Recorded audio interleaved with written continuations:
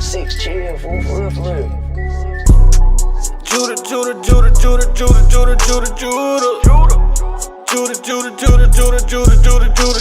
The scepter will never leave Judah. The scepter will never leave Judah. The scepter will never leave Judah. I'm Judah. Christ sprang out of Judah. King David was Judah. King Asa was Judah.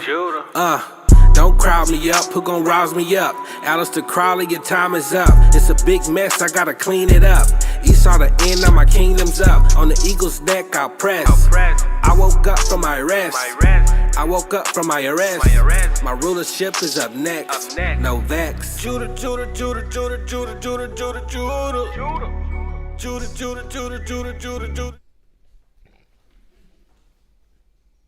What?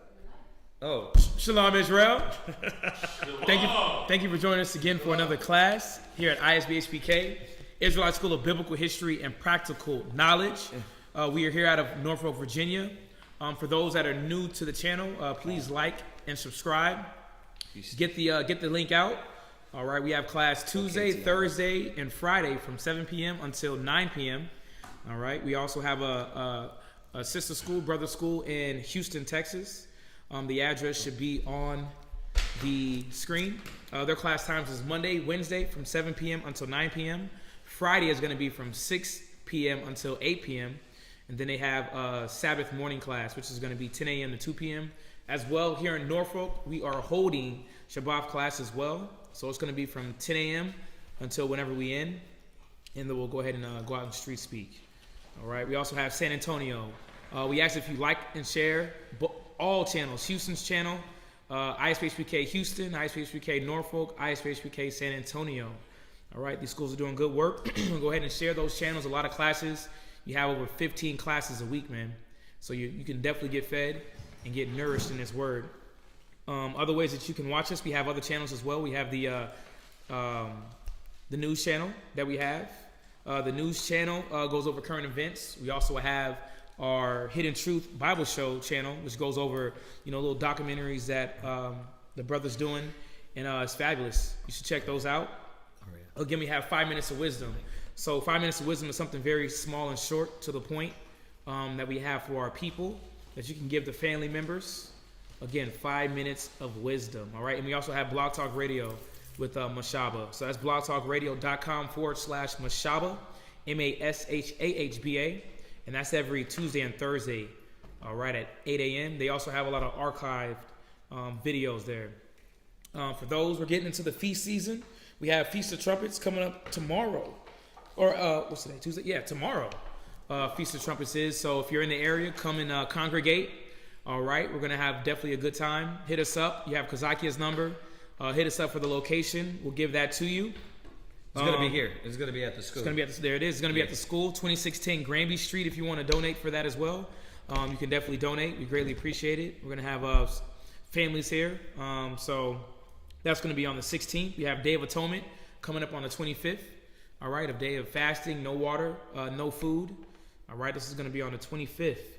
To go ahead and afflict our souls. All right, and ask the Most High to forgive us for the sins of this year. All right, as well as Feast of Tabernacles. That's coming up on the 30th. This is going to be a 7-day feast. 8 days. 8-day feast. All right, it's going to start on the 30th. If you're in the area, I'm going to say this, man. It's going to be an event. Again, this is one of the Most High's high holy days. So come on through. A lot of families are coming out. In unity, and it's going to be a beautiful time, man. Especially in this time right now of coronavirus and all these different onslaughts of news breakings that we're getting about fires, about all these different things. So it's good for the Most High's children, again, to come out of Babylon, her ways, and come back to these laws, statutes, and high holy days. All right, so Feast of Tabernacles is going to be from the 30th all the way, I believe, into the 6th. I believe that's what that is, that date. 7th. The 7th. There it is. All right. Israel wear. If you have any wants, if you need any garments, shirts, fringed, headbands, armbands, or girdles, hit up the sisters on Israel wear on Facebook. Everything's Israel wear. They'll be able to go ahead and get you right, satisfy your needs, as well as sisters. If you have shirts, we're doing a subscription package for the sisters as well for a shirt every month. you can go on our website, isbhpk.com /fringed up, and you'll be able to get a shirt as well as a shirt or a headband with that subscription. All right. Hebrew Academy, we're not going to be having it tomorrow, Wednesday, due to the feast, but we will be bringing that back next Wednesday at 7 p.m. Houston does it Tuesdays and Thursdays, all right? And this is for those young priests and priests that want to, again, strive for the office of a bishop. And we're teaching men how to teach, again, breakdowns, how to be a bishop of the Most High. It's the standard. So we're doing this every Wednesday here in Norfolk, as well as Tuesday and Thursday in Houston. All right? If you need to contact any of the priests, we have Priest Kazakia, his number's there, as well as Priest Kwatazap. So if you have any concerns or questions, hit up the priests. We ask if it's during class, text only.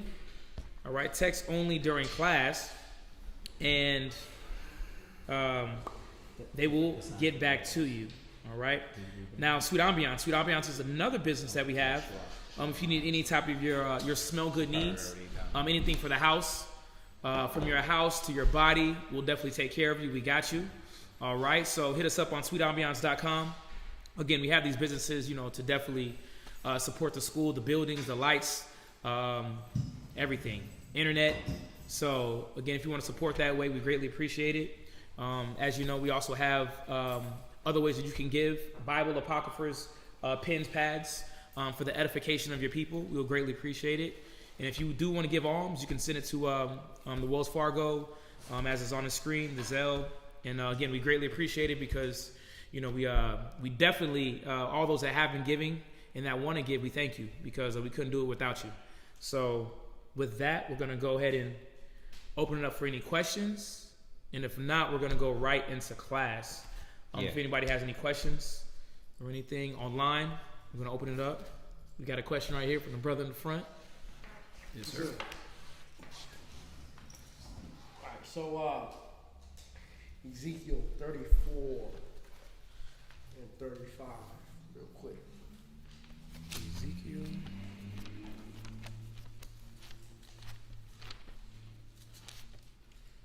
34. I'll read it.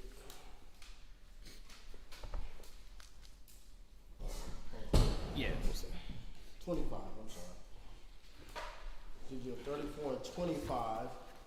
And yes, sir. It says, and I will make with them a covenant of peace, and will cause the evil beast to cease out of the land, and they shall dwell safely in the wilderness and sleep in the woods. You're in Ezekiel 34 and 25. Ezekiel 34.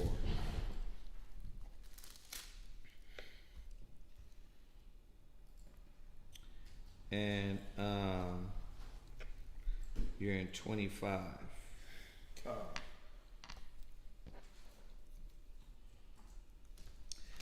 So, is this another time that Israel was in the wilderness, besides the time during Moses, the 40 days of us being in the wilderness?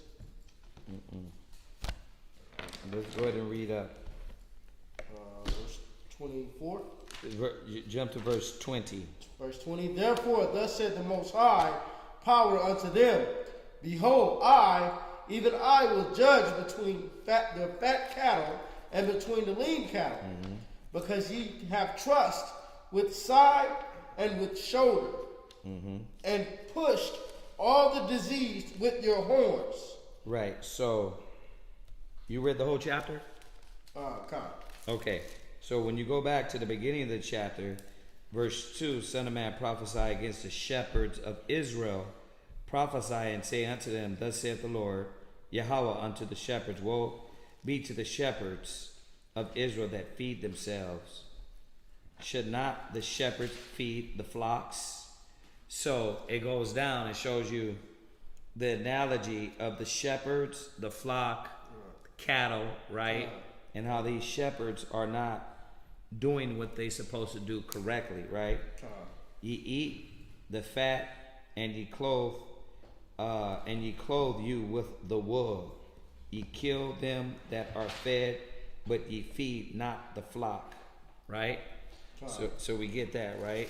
So if you jump over to verse 11, for thus saith the Lord Most High, Yahweh, behold, I will both search my sheep and seek them out, as a shepherd seeketh out the flock in the day that is among his sheep. So you can see that, okay, the Most High is talking about dealing with the shepherd, because they don't deal with the flock correctly, right? They're greedy, right? It's all for their belly, right? All those other scriptures. Then we're jumping over to verse 17. And as for you, O my flock, thus saith the Lord Yahweh, behold, I will judge between cattle and cattle. So the cattle is an analogy of what?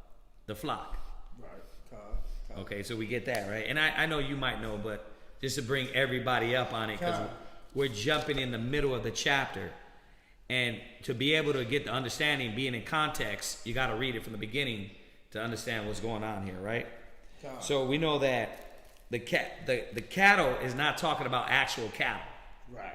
All right, we got that established, right?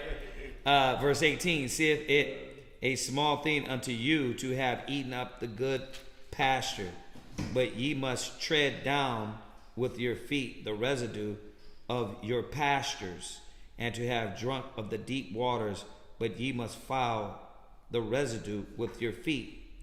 As for my flock, they eat that which ye have trodden with your feet, and they drink that which ye have fouled with your feet. So what is going on with the pasture? I mean, the flock now. What do they do to the pastures? Oh, he's saying you basically, so the pastures are not. The pastures are not, right? Right. Right. And so the pastures are destroyed. He said. Something happened? What happened?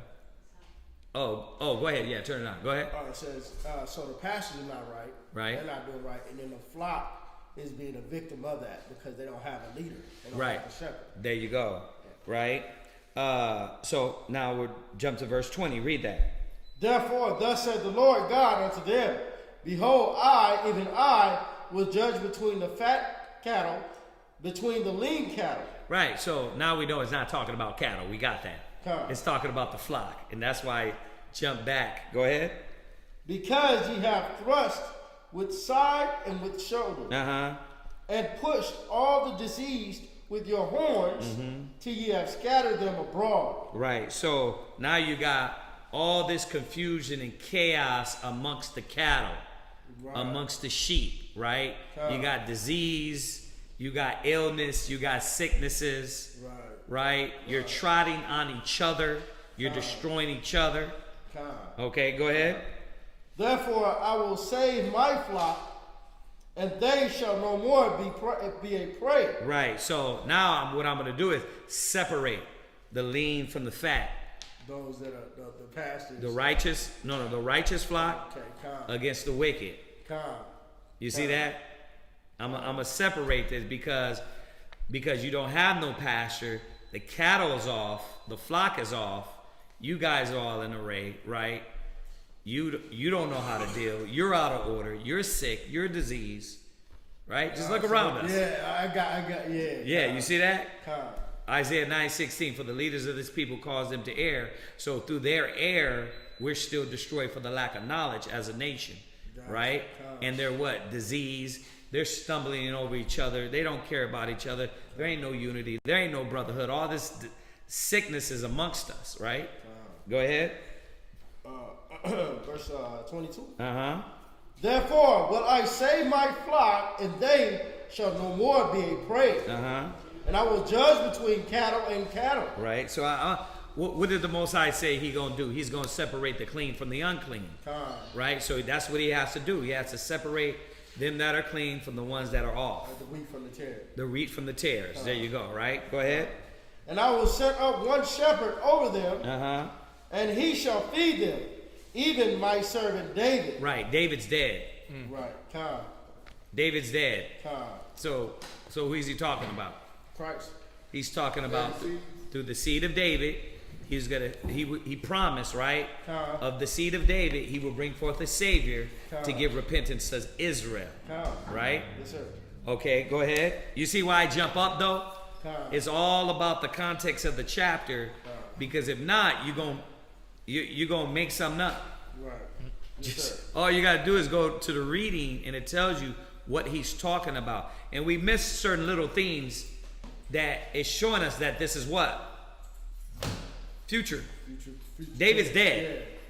Yeah. David's not coming back to life. Right. This is future. That was set up. Christ is the shepherd. Right, that was the shepherd. And when I mean David's not coming back to life, meaning at this time, he wasn't going to bring David back up to be their king. He was speaking of a future prophecy.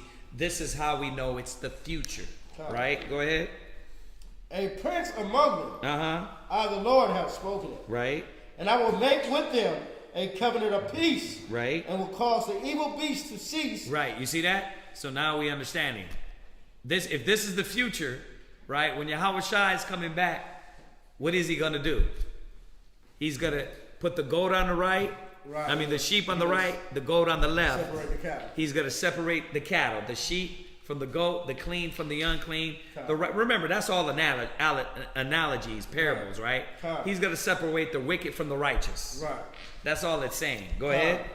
And they shall dwell safely in the wilderness and sleep in the woods. And I will make them and the places round about my hill a blessing. Right. Now, that's all parable form. So this happened half a year. Right. We know. Now you see it? That's why you got to jump back. All you got to do is read it twice, maybe 3 times, and then you start saying, okay, wait a minute, because you already got the knowledge. Okay, that's future prophecy. When Yahweh Shai comes back, he ain't been here to this level to bring peace around us, around our land, right? So everything else is an analogy or a parable, right?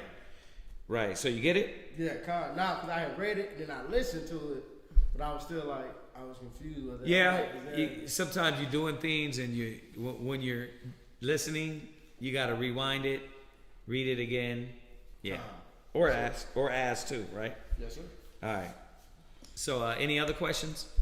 Anything? Anybody got anything? Anything online before we go into the topic? No? Okay, we're gonna go into tonight's class. The brother had a question from Canada about the fleet Babylon. Okay, now I told him we would answer it because this goes into what we're gonna start going over as far as a lot of classes on things that just came up within the last 5 to 6 years. Right, and we went over a whole class on that, showing that. How did they come up? Let me I'm going to go to 2 scriptures real quick. Go to Titus real quick. Right, is it Titus or Timothy? Itching. It's Timothy's. Go to Timothy's. 2 Timothy's 4 and 3.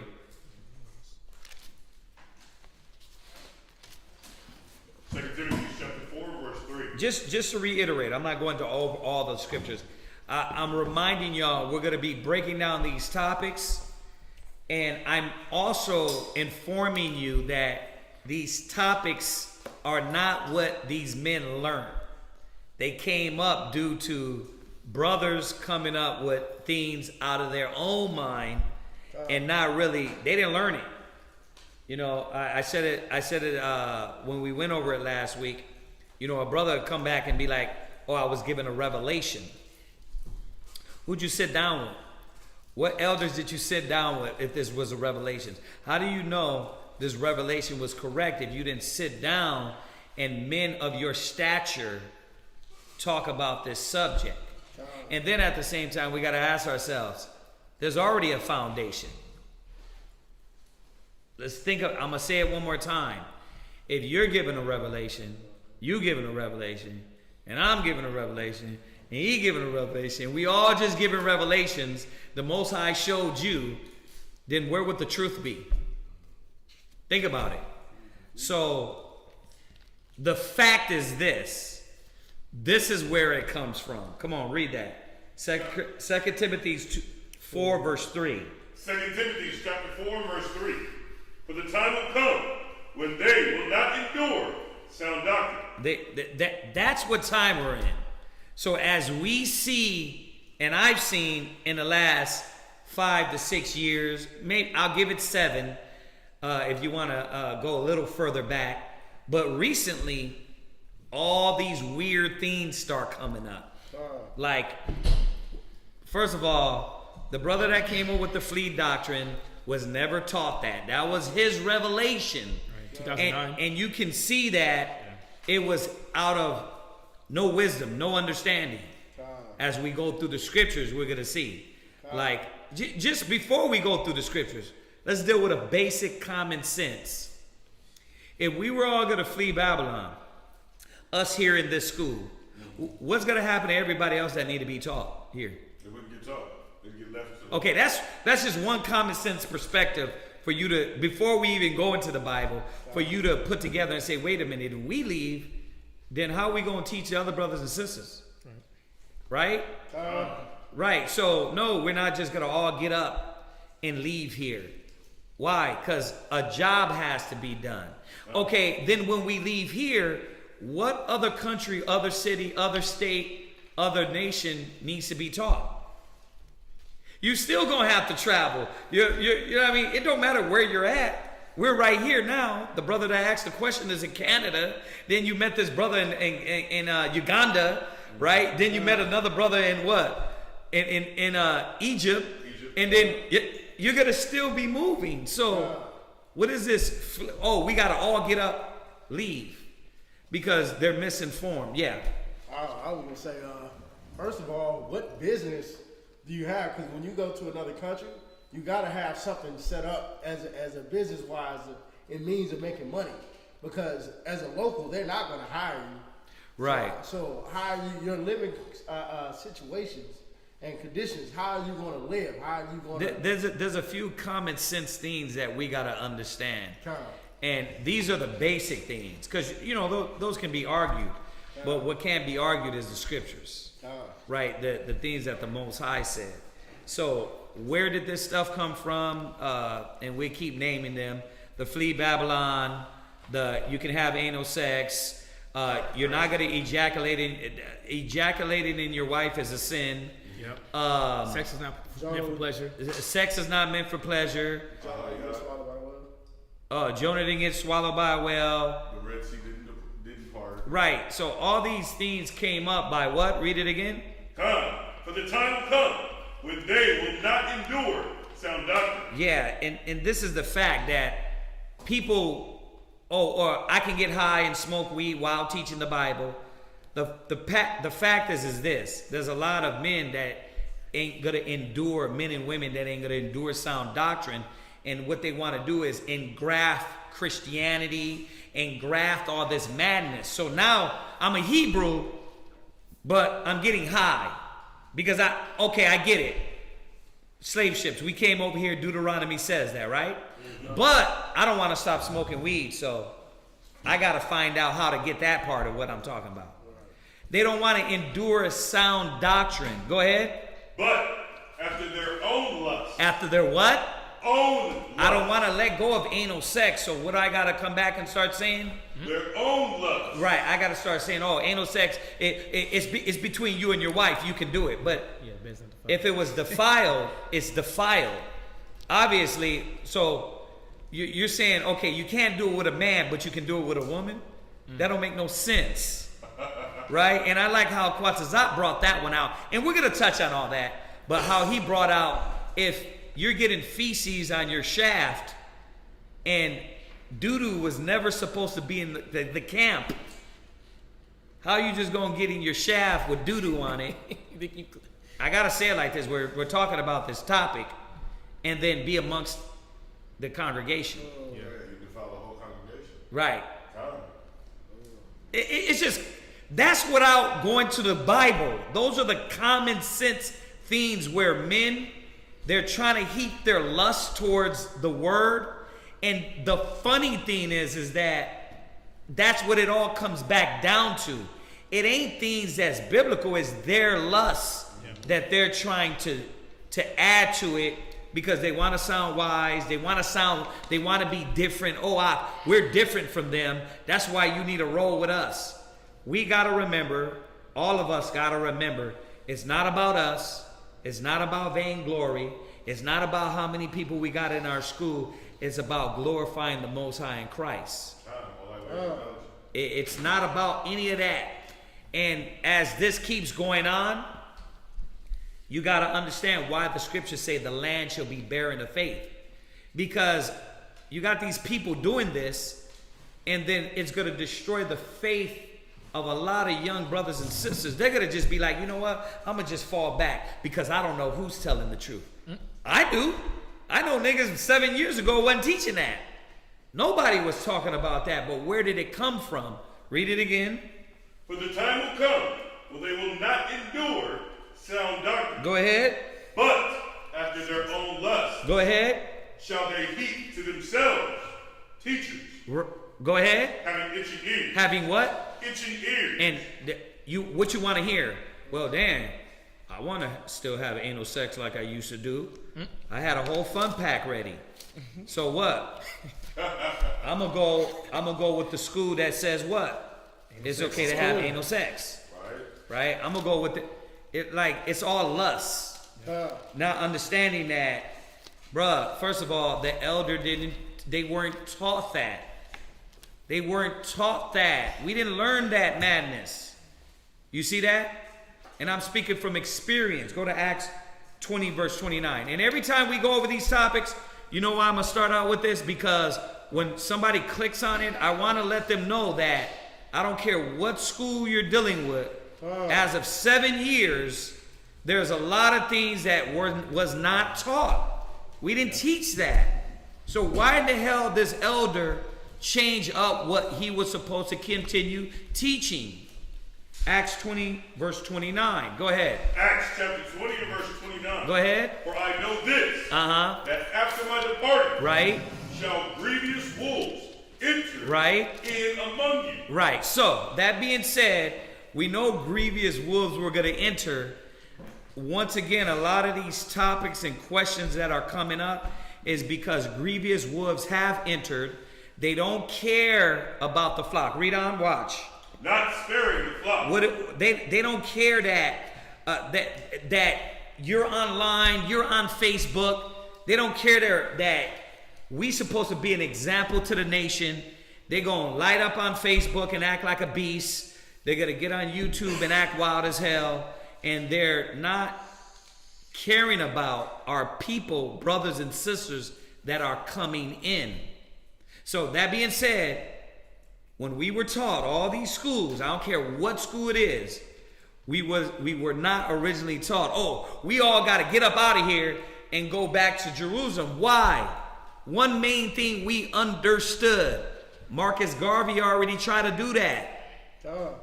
The only one that was going to save us was Yahweh Shai.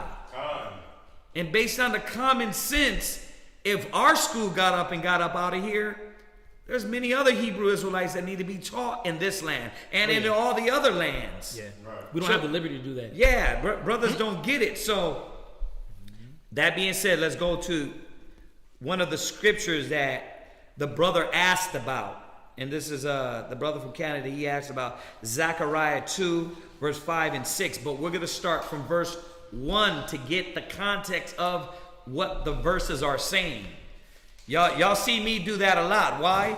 Because you're not going to know what you're dealing with as if you don't read the chapter in its context. Even though precept got to be upon precept, but it got to be in context of what the chapter's talking about. It don't work like the white man.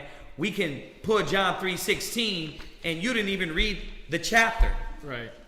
You didn't even read what the context of what the chapter was talking about. So we're going to do that. We're going to go to Zephaniah 2 verse 1 and understand. I'm sorry, Zechariah 2 verse 1.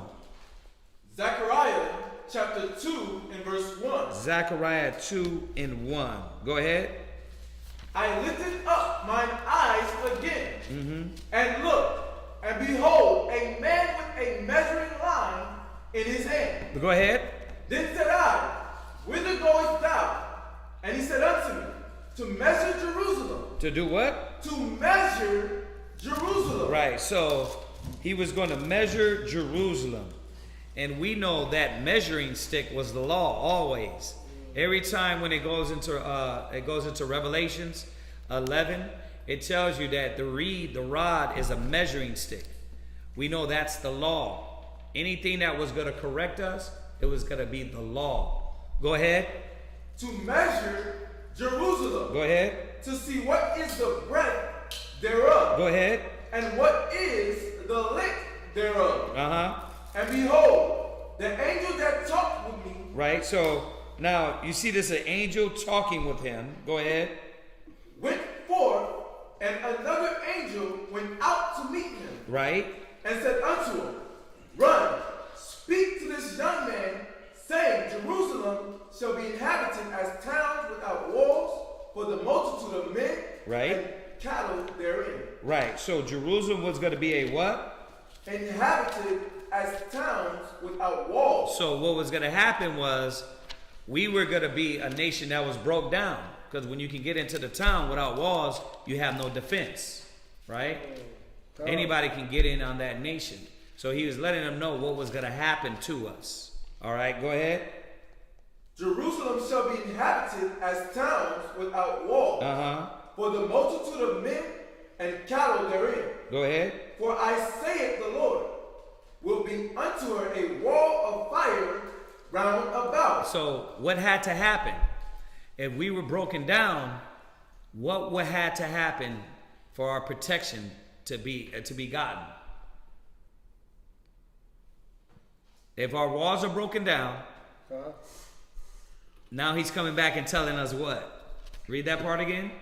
For I, saith the Lord, will be unto her a wall of fire. So if we don't got protection, what has to happen? Right now, do we got the protection of the Most High as a nation?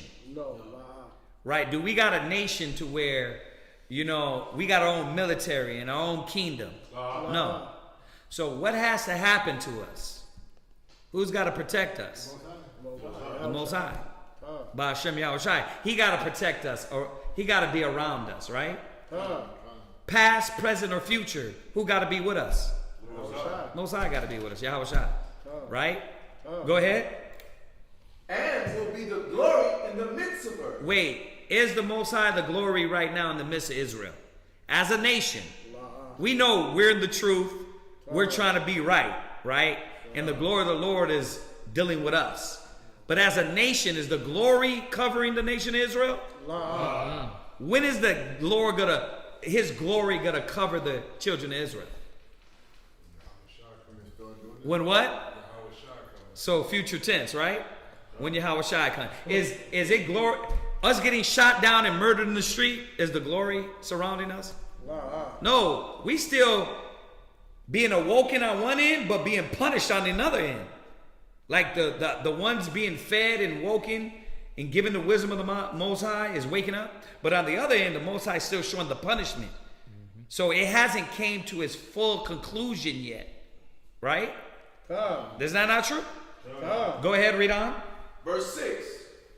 Ho, ho, come forth and flee from the land of the north. Go ahead. Saith the Lord. Go ahead. For I have spread you abroad as the four winds of the heaven. Right, so who spread us to the four winds of heaven? Saith the Lord, for I have spread you abroad as the four winds of the heaven. So we gotta flee. But in which way? How are we going to flee? How are we going to get out of here? What's the first thing that had to happen? I want to see if y'all caught it, because we're reading it right here. Before he said flee, flee, what had to happen? What? We have to be protected by the Most High. Say it again. We have to be protected by the Most High. Is that not what we just read? Without 1,000 scriptures, without different breakdown, all you got to do is just read. Brothers don't read. It tells you right there, our protection had to be the Most High. So what if we go back to Israel right now? Do we got protection? Are we, is all of a sudden, when we go back to the Holy Land, are they going to say, oh, the true Jews are back? Right. Let them in. Huh? Now, there's a lot more scriptures, but I wanted to show you on just the basic reading that brothers don't read, and they skip and they pick and choose. We can't do that. It says we had to be, he was going to be a wall to us. And then he said, what? Get out of here. Why? Because what's going to happen for us to get out of this land? Yahushua got to fight for us. He has to protect us. He has to be with us. Or else they're what? They're not letting us go. Y'all understand that? So I want you to read that part again. The wall part. Verse 5. For Is it I, Isaiah? saith the Lord, will be unto her a wall of fire round about. Go ahead. And will be the glory in the midst of her. Right. Ho, come forth and flee from the land of the north. Because when can we get out of here? That's what everybody thinks. Everybody thinks salvation is going to come through guns. Oh, you know what? We got to get our own money together and we got to become our own. Come on. Y'all know that's running rampant now. Right? Listen, we got to get our money right. And when we get the money right, okay, we got the money, we got the guns, but guess what we don't got? Unity. All right? And then if we do got a little unity, right, because we all want to get money, guess what we don't have above all? Yahushua. It's just a black power theme. It's just a black movement theme. Yahushua has to cover us like he did coming out of Egypt. Yep. They ain't just gonna let us go. What? It's like you read in Acts, the men that got together and you said, if it's not of the Most High, if it's not of Yahushua or the Most High, then it's all going to be brought to naught. So when you look at our track record, every time we try to get together on some type of black movement, right, we never found it on the Most High, which is why it always fell. Right. So there's always some confusion in there because Yahushua is not involved. Right. Now, and you know why I'm throwing y'all basic common sense things? So when they come with these things that is not in the scriptures, you say, well, how are we going to get together even as Hebrew Israelites when we can't get together as Hebrew Israelites? Like, we got to get out of Jerusalem. Who, us? Just you? Like, brothers are too much individuals. It's not just going to be about me and getting out because I got the money, but you don't got the money. Your mama's sick, your daddy's sick. Right. You want to get everybody out, or you just going to worry about you. How about they all in the truth too? But they sick, they can't move. You don't got the money, you don't got the finances. So then now your focus is on what? We got to get the finances. Brothers and sisters. Can't come to class, so I got to work that double. Yeah, I got to work the double. Why? Because we got to get out of, we got to flee out of Babylon. Right, Continental Airlines flight. It don't work like that. We're going to get out of here through Yahweh, Bahashem, Yahushai. We ain't even went to all the other scriptures. This is just the scripture that they read and skip. We want to jump verses, and then you won't understand the next verse. All right, what? And then one thing you got to understand is, and I don't really want to jump, I'm sorry, but you know, in Job 9:24, yeah, you're going to jump. Yeah. Go ahead. All right, so we're going to get there, Aria. We're just trying to take him through these steps. Where are you at? Get there. No, the one I just asked for. Oh, this is Isaiah chapter 11 and verse 16. Right, Isaiah 11 and 16. And this is just a little snippet of where we're going to end up at. But it's certain things that the Most High told us. Isaiah 11 and what? Verse 16. You're going to read Isaiah 11 and 10. Yes, sir. Go ahead. Isaiah chapter 11 and verse 10. And in that day there shall be a root of Jesse. Right. Which shall stand for an ensign. Right. Of the people. Read. To it shall the Gentiles seek. Right. So who's the root of Jesse talking about? We just read it earlier. It's talking about Yahushua coming out of the lineage of David. Right? So we know he's the root of Jesse. Okay? Has that happened yet? Has Yahushua got back yet? So the Bible's already establishing we're talking about what? Future. Future tense. Because Yahweh Shai ain't here. We get that, right? Okay, read. And his rest shall be glorious. And what? His rest. Whose rest? His rest. Yahweh Shai's rest. Because why? You're going to find out. He's going to bring all this, right? Okay, but how? Because we all want to get the hell out of here. Trust me. I hate America. My every breath.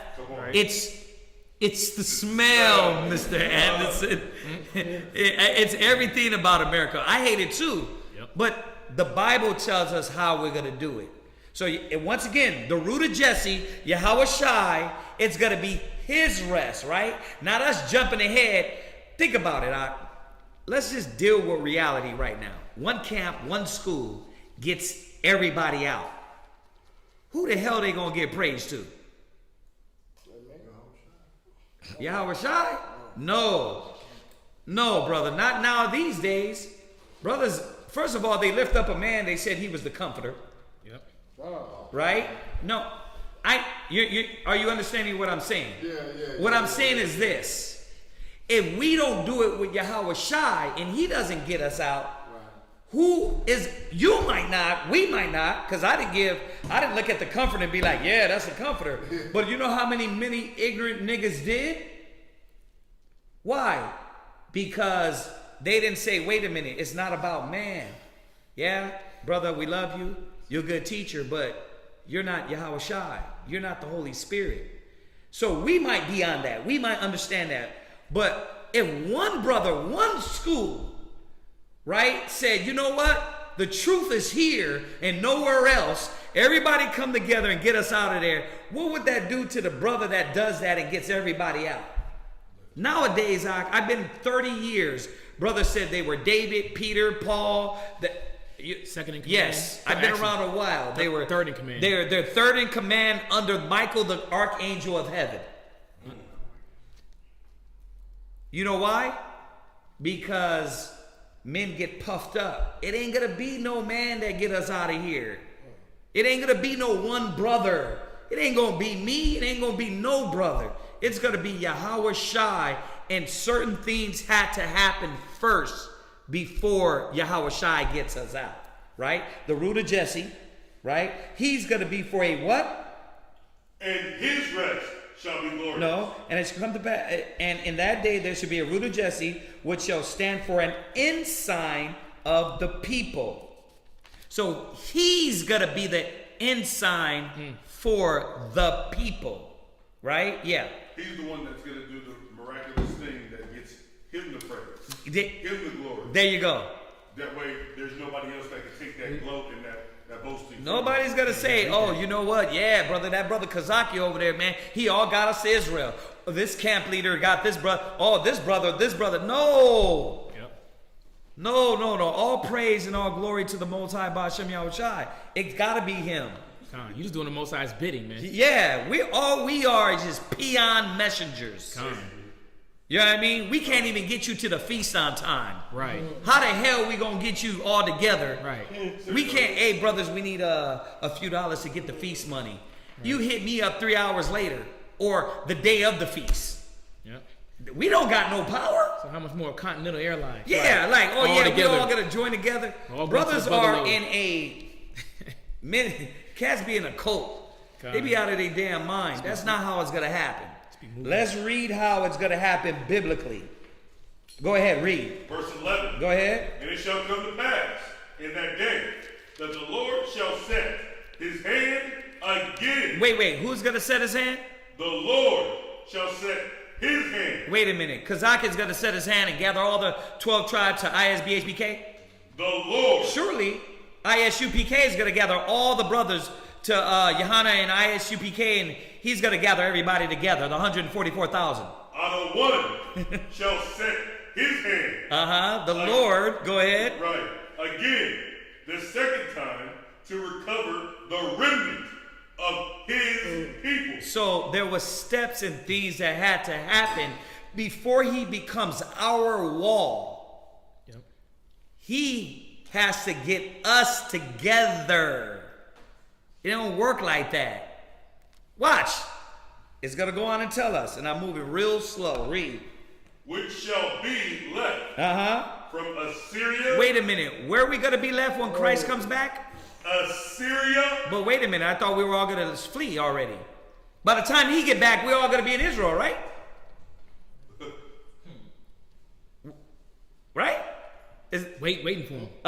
Right? We supposed to already all be in Israel waiting for him, saying, Barakatay Halbashim Yahshai. Now, by all means, nobody's saying you can't go to Israel. Right. But I'm telling you about salvation. Ain't no man bringing salvation and gathering us and cleaning the land of Israel and getting us together as one people. By all means, you can move there just like you moved to Chicago. But that don't mean you go bring salvation. Once again, when the seed of David comes back, right? Where are we going to be at? From Assyria. Wait a minute. So we still going to have brothers where? Assyria. They're going to have to come out of what? Assyria. Where else? And from Egypt. Wait, so we're going to be in Assyria, Egypt, where else? And from Pathros. When Yahushua comes back. Pathros. Because the rest is going to be to who? Him. That's what we just read. Don't act like you forgot. It said, and his rest shall be glorious. So his rest is going to be glorious. So when that happens, before that rest happens, he's got to get us out of Assyria, Egypt, where else? Pathros. Where else? And from Cush. Read. And from Elam. Wait a minute, we're everywhere. If he's going to gather us, then how the hell is one school, one brother going to do that? Don't make sense. They don't understand when it says flee, it's not talking about physically, not as of yet. Read. And from Shinar. Read. And from Shinar is Iraq. It's ancient Babylon. Go ahead. And from Hamath. Hamath is Syria. That means, yes, I know y'all looking. You're like, what? So we got brothers in Syria? Yes. That means that there's Israelites still in Syria. There's Israelites still in Egypt. Assyria. There's still Israelites in Babylon or Iraq. Read. And from the island of the sea. Wait a minute. We're going to be still scattered through the four corners of the earth. I know it's very simple, but the problem is brothers don't study. Everybody want to sound wise. We all want to be the man. It ain't about that. You all want to, I want to say something, what's the word? Deep? Yeah, deep, but yeah, I want to say something that's going to really separate me from what everybody else is doing. No. Like, you want to be special. What they should have did, what he should have did was just taught what the scripture said and knew what he learned was the truth. I didn't have to go back. It's right here in the Bible telling us that what's going to happen and how we're going to be gathered. Y'all get this? So no, you don't got to pack up and ship yourself out to Israel. Right. You trying to hide? Because why? You're going to have to get your ass back here to go street speaking because you ain't doing it in Israel. Right. You ain't doing it in Israel. They ain't letting you street speak out there. They'll toss your black ass in prison like this. You know what I mean? Yeah, it ain't America, bruh. Yeah, you in Uganda and stuff. Yeah, you tripping. Yeah, go and catch the brothers in Dimona on the street of Israel teaching. Show me one street speaking. They're not letting that happen. Oh, y'all not the true Jews? Yeah, go there, let me see that. You're not seeing that. Let me stop. Go ahead. I'm going to keep with the word. Go ahead. Verse 12. Go ahead. And he shall set up an ensign for the nation. And he, who is the he, y'all? Yahushua is going to set up the ensign. The ensign is him in the chariots coming. Right? Go ahead.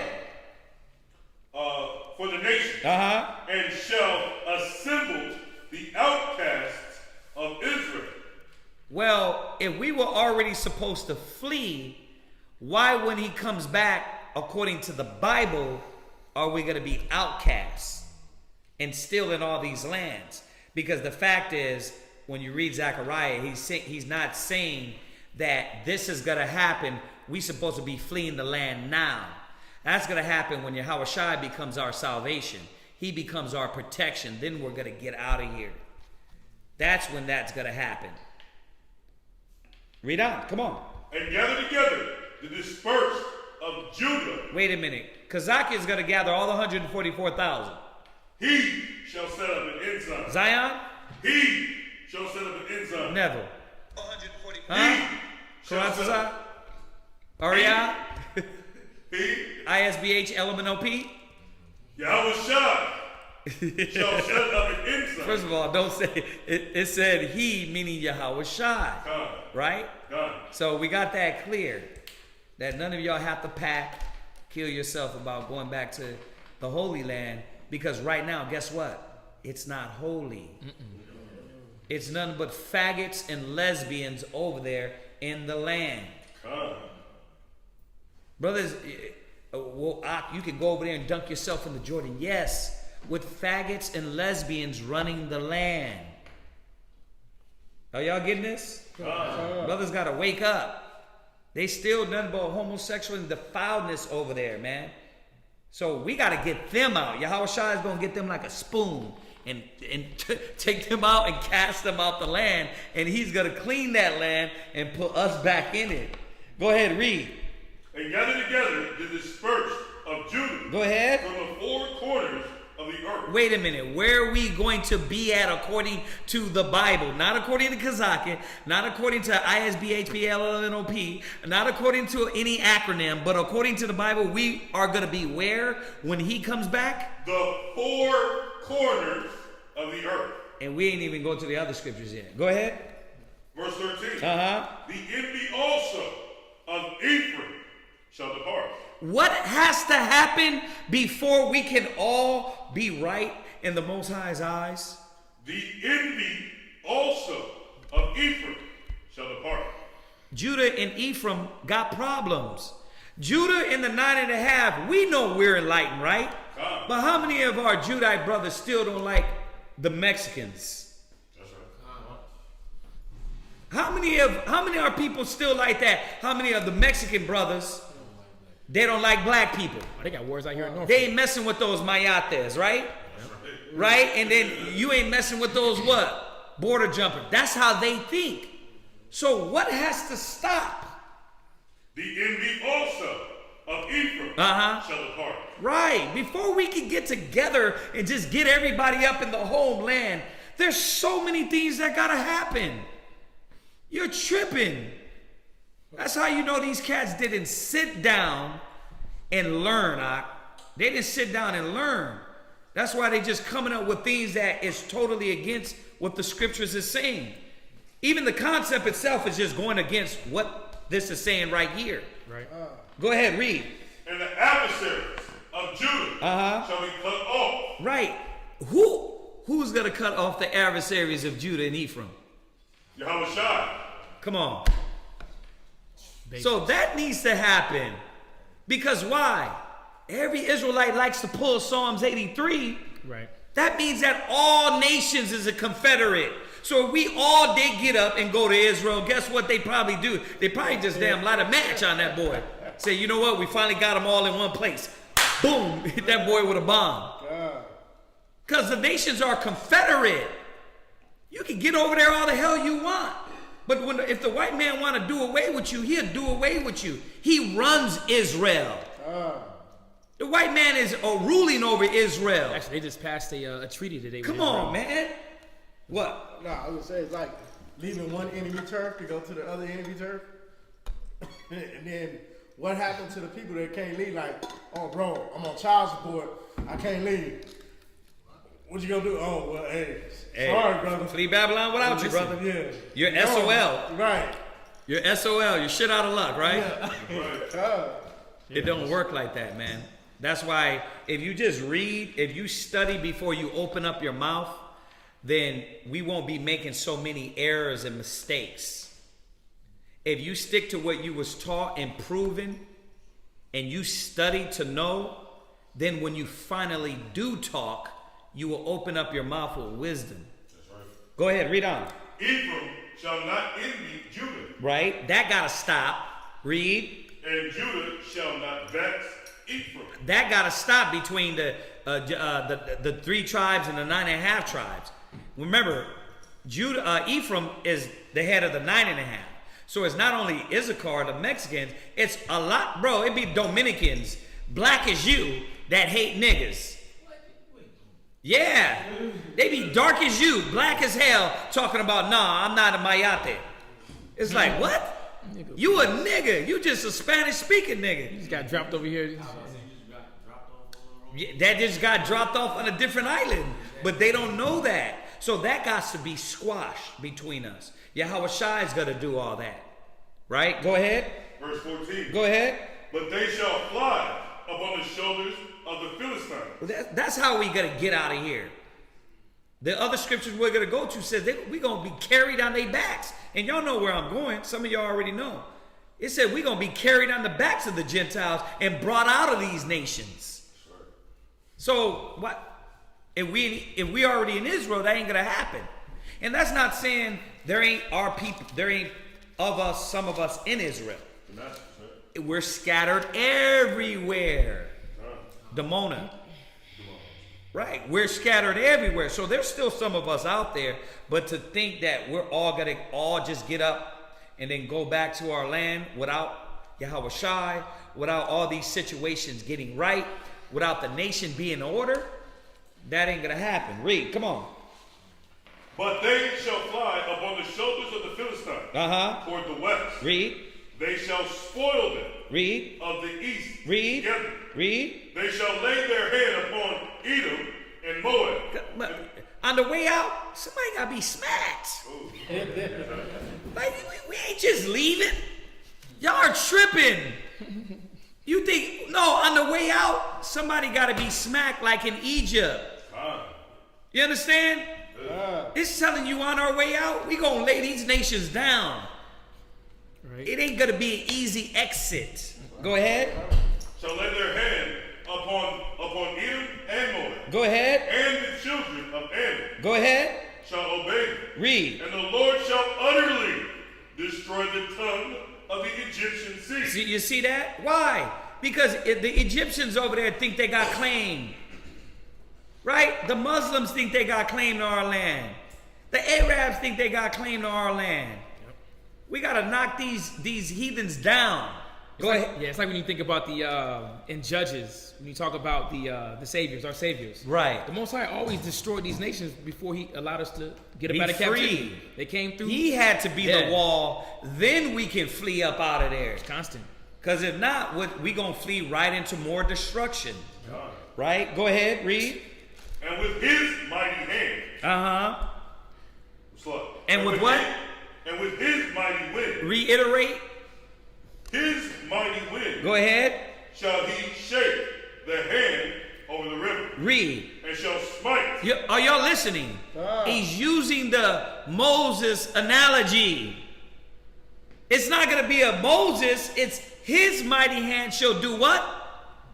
His mighty hand shall shake his, it said. Shall shake the hand over the river. You see that? He's going to be the one that parts the Red Sea. He's the one that's going to destroy these nations on the way out. Read. And shall smite it in the 7 streams. Read. And make men go over dry ash. Dry shod. Dry shod. Meaning dry land. Meaning that, as in back in the days, Moses was the one that parted the sea. Yahweh Shai is going to lead us over so we can be safe. Read. And there shall be an highway for the remnant of his people. Wait a minute. Who's going to make the highway out of here? Yahweh Shai. Read. For the remnant of his people, which shall be left from Assyria, like as it was to Israel in the day that he came up out of the land of Egypt. Come on, man. Come on. Very simple. The Most High is telling us every step of the way. He's the power. Yahweh Shai is going to lead us. His son is going to lead us, not us. What? It's 1,000%. It's the reenactment of us leaving Egypt. Right. But Yahweh Shai is Moses. He's going to be the Moses. And we're still the children. We're the children of Israel. When you look at it, man, Israel's too slow to even understand how to save themselves, man. The Most High is like, I'm doing you a favor. Sit back, relax. we can't even get it. I'm going to say it again. Try to get the nation of Israel in one place, one feast for one Passover. Oh, yeah. Huh? On time. On time. Come on. I got something to do. I got to go somewhere. Nigga, that's the nation. Now, how about our school? You got to think about this. Like, if you thinking you going to get all these brothers and sisters, nah. That's why we got to do our work and build, teach, do what we got to do. But we're waiting on Yahweh Shai. Come on. We have to wait. He's doing it. He's already doing it. He's already sending the plagues on this land like he did in Egypt. Right? So where are we at now? Yeah. This is Isaiah 42 and 8. Mm-hmm. What else got to happen? What Isaiah 42 and 8? 52. Oh, 52 and 8. Right. So what else got to happen? So Isaiah 52 and 8. Yeah. So let me show you. So it just said the envy of Judah and the envy of Ephraim, right? I said it, but I didn't prove it. What else got to happen? Read that. Isaiah 52 and verse 8. Go ahead. Thy watchmen shall lift up the voice with the voice together. Wait, we got a what? The watchmen shall lift up the voice with the voice together. You know what that means, all the leaders got to start speaking together. This is another thing. Watch, it's going to tell us. Shall they sing? Read. For they shall see eye to eye. When? Read. He's silly. Go ahead. When? Read. When the Lord. When what? When the Lord. When are we going to see eye to eye? When the Lord. Read. Shall bring again Zion. That's what. So what? Not only Judah and Ephraim, but the watchmen, all the brothers and sisters, and all the ones that are now being confused even that much more. The Most High has to get us together, eye to eye. We got to start seeing on the same level. That's the watchman. That got to happen. See, we got to see that these things ain't going down until we got unity. 1 Corinthians 1 and 10. And then 1 Corinthians 1 and 10. I'm sorry, I'm a bad guy, right? Go ahead. Go ahead. 1 Corinthians chapter 1 and verse 10. Go ahead. Now I beseech you, brethren, by the name of our Lord Yahweh Shai, Go ahead. that ye all speak the same thing. So what do we got to do as a nation? We got to see the eye to eye. And a lot right now, we don't see eye to eye. Not like we're supposed to.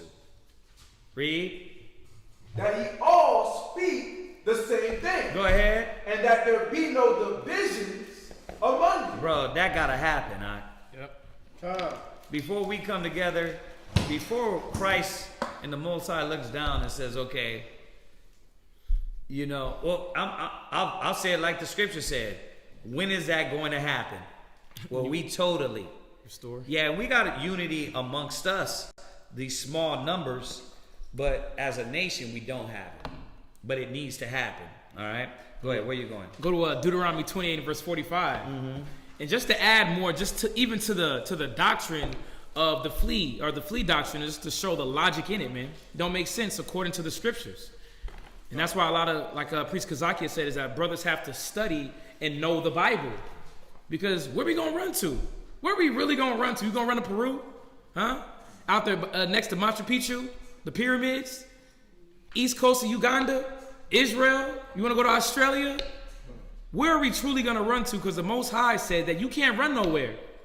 And that's why we're just gonna break down just the logic and how they think. But read where you're at.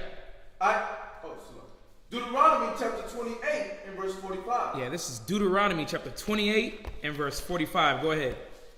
Moreover, all these curses shall come upon thee. Read. And shall pursue thee. They'll do what? Pursue thee. Basics. How do we know that all brothers that want to flee their minds right? Huh? Is their mind on the Most High, or is their mind on what they want to do? Because we understand that the scriptures just said that the curses are going to be, They're going to pursue us wherever we go to. You can go to Jamaica, you can go to Haiti, you can go to Europe, you can go to Switzerland. But the Most High said these curses will pursue us. And like you said earlier, is the Most High encamped over all Israel? No, he don't have that shit over all Israel because our people's getting hit. Right. Just like Hurricane Sally is finna hit New Orleans. Just like you got bodies falling down in Baton Rouge. There's murders out there in Baton Rouge. Look what's going on. Where are you really going to run to? Keep reading. And overtake thee. Go ahead. Till thou be destroyed. Because the Most High said, y'all ain't learned yet. The time is not yet for us to run. There's no running. You can't run from the Most High. Read. Because thou hearkenest not unto the voice of the Lord thy God. Go ahead.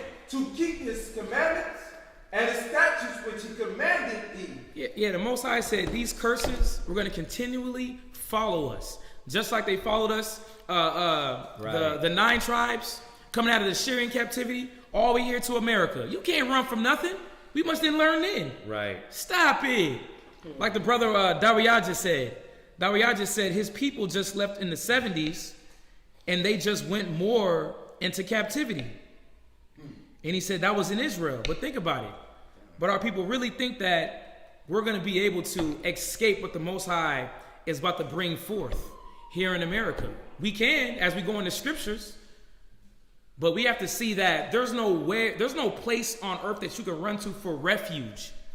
The only refuge is the Most High. Right. Go to Job chapter 9 and verse 24. Think about it. Common sense.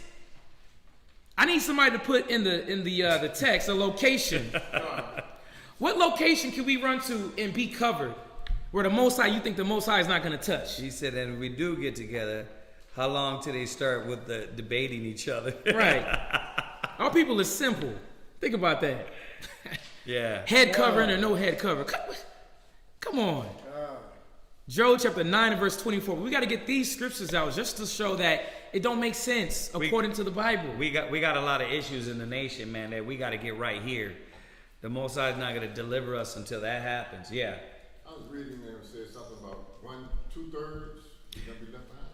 Well, yeah, 2/3 are going to be destroyed. Destroyed, so all of us not going to make it. Oh, definitely all of us is not making it either way. Try to put everybody together, but over half of us going to fall. Yeah, 2/3 is gonna be destroyed. Yeah, you are correct about that. I like that. Nicodemus says you can run, but you can't hide. Yeah. Think about it, man. Are we perfect? These curses are coming after us. Yeah. If you're not abiding under the Most High's laws and statutes and depending on Him, come on. You really think you're safe? But read where you at. Job chapter 9 and verse 24. Go ahead. The earth is given into the hand of the wicked. No, only some parts of the earth. The earth is given into the hand of the wicked. The scriptures is letting us know that the world that we live in is wicked. Right. Once again, Israel is inhabited by filth. Homosexuals at the highest. Yeah. And they're blatant and blunt about what they do. Yeah. Got the whole strip, got the little gay flags. You know, now we just had there was a treaty between, it was Israel, U.S., I think United Emirates, and some other people. But still, they're all on the same accord, man. Yep. There's no safe zone here in this world. It says the heathen possess thine inheritance. They're over there now. Go ahead. Where else you got? Keep reading. He covereth the faces of the judges. That's it. Go to Isaiah 24 and 5. Isaiah chapter 24 and verse 5. Just to bring out these, again, basics and understanding that there's nowhere you can run to. And as we know in the scriptures, the only place to run to is the Most High. But a lot of our brothers and sisters think that they can hop on a Continental Airlines flight and be in safety. With your kids, with your family. No, that's not the safety. There's still work that needs to be done. You can't run nowhere. Mm-hmm. And we're gonna nail this point to show you that you can't run anywhere in this world. Go ahead. Isaiah chapter 24 and verse 5. Read. The earth also is defiled. The earth is what? Also is defiled. Yeah, this earth that we live in is defiled. It's like you said, homosexuality. Mm-hmm. Now they just legalized pedophilia in a sense. Wow. To where there's a certain age gap between a 15-year-old can talk to a 10 years plus, or technically to 10 years plus, 25. And then it goes through the laws. But still, Cali, these individuals are passing laws like this. This earth is defiled. Go ahead. Under the inhabitants thereof. Read. Because they have transgressed the laws, changed the ordinance, broken the everlasting covenant. And that's every nation on this earth. Right. Just like you said, they're all confederate. Israel, Europe, you can go to Britain. These are the same individuals that are at the UN, all coming together, seeing what laws we can pass. Right? Read. Therefore, hath the curse devoured the earth. The curse has done what? Devoured the earth. The whole earth is out of course. The whole earth is defiled. Like you said, even the Holy Land, the motherland. Come on, look at it. Look at dried up. You really think that's what it's going to look like when we get back there? You got to walk down the street and hear Muslims do their little prayer? Like, that's what you want? You go into your land and you got the fake Jews walking around with that old curly weak hair they got? Think about that. They're doing their little cutting the chickens' necks, the sacrifices. That's what you want? It says the earth is defiled. The earth has a curse on it. Read. And they that dwell therein are desolate. Read. Therefore the inhabitants of the earth are burned, and few men left. Hey, we got to see that, man. This earth has nothing to give us. But did you have something, Corey? Right after they passed that law, that's when everything started cutting on fire. Think about that. Everything, like the whole country, the whole Right. state on fire. Right. Yeah, the whole West Coast, and Quadazat made a statement about Seattle. Right. Seattle and Oregon. Oh, yeah, which is Oregon more is of a getting moist lit. land. Oh, yeah, but it looked like doomsday. Oregon just got bad.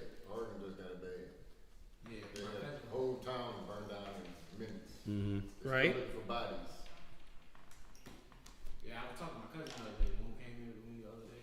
Okay, right. Yeah, he stayed in Seattle, so he was like, man. Oh, does he? He said, I haven't seen the sun in 2 weeks. Dang. He haven't seen the sun in 2 weeks. He said he haven't seen the sun in 2 weeks, and he said when the sun is out, you can look directly at it. That's how much smoke in there. He said it's red. Whoa. He said it's blood red. Yeah, but hey, listen. Guess what? You still got our people that are still asleep. They gonna wait till the last minute. They gonna try to get right too late. So all we can do is keep telling them, But let's remember, we're going over this topic as a question. It was a good question because it was one of the topics we were gonna touch over, dealing with kind of like these things that just newly sprung up. So we got to know that, first of all, it's not according to the scriptures. It's not wisdom. And we're here to help our brothers and sisters wherever you're at. We're not just going to go run and hide in a hole wherever it is. You're going to end up leaving that place anyway to get back out to teach your people. Right. So where you at? We're gonna go. Let's try to get to it. Jeremiah. Let's get that one. Jeremiah 51:7. Yeah. That one. Go right there. Go into it. Jeremiah 51 in verse 7. Just showing that again. There's where are you going to run to? Huh? You got a secret spot that we don't know? Like I just seen I think it was on Facebook or somewhere. It was like a piece of land in Africa that they have where blacks can come from America to Africa. Please. Yeah, I just got off the phone with High Priest Shai earlier. He was telling me they're really pushing that agenda. I guess Samuel Jackson went down there, Oprah, and they're talking about come back home. You from this tribe and all that BS. Right, like in 2020? Steve Harvey just went out there last week. Yeah, Steve Harvey. Yeah, all these cats is like going back out there. They're really pushing this Afro-American agenda to keep us more confused of thinking, damn, we need to go back to Kunta Kinte. They want to be saved. They want us to come. They want to be on earth. They want to be saved. They think we're going to shield them. Oh, right. Nah. We just read it. Egypt's going to get it. Oh, yeah. Remember, these Egyptians, these Hamites, they going to get it. Come on. They're trying to save themselves. Yeah, they're trying to save themselves. They think they're going to come out of grace. Yeah. They think because we all dark-skinned. Yeah. Right. You know, not all of us. Some of us. Right. Yeah, they think because we're all dark skinned, we're all gonna fall in line. They gonna be hid. What? I'd say it's more like a trick because, for the longest time, us being in the mall, you'll see a whole lot of ham. They'll be over here for the oil.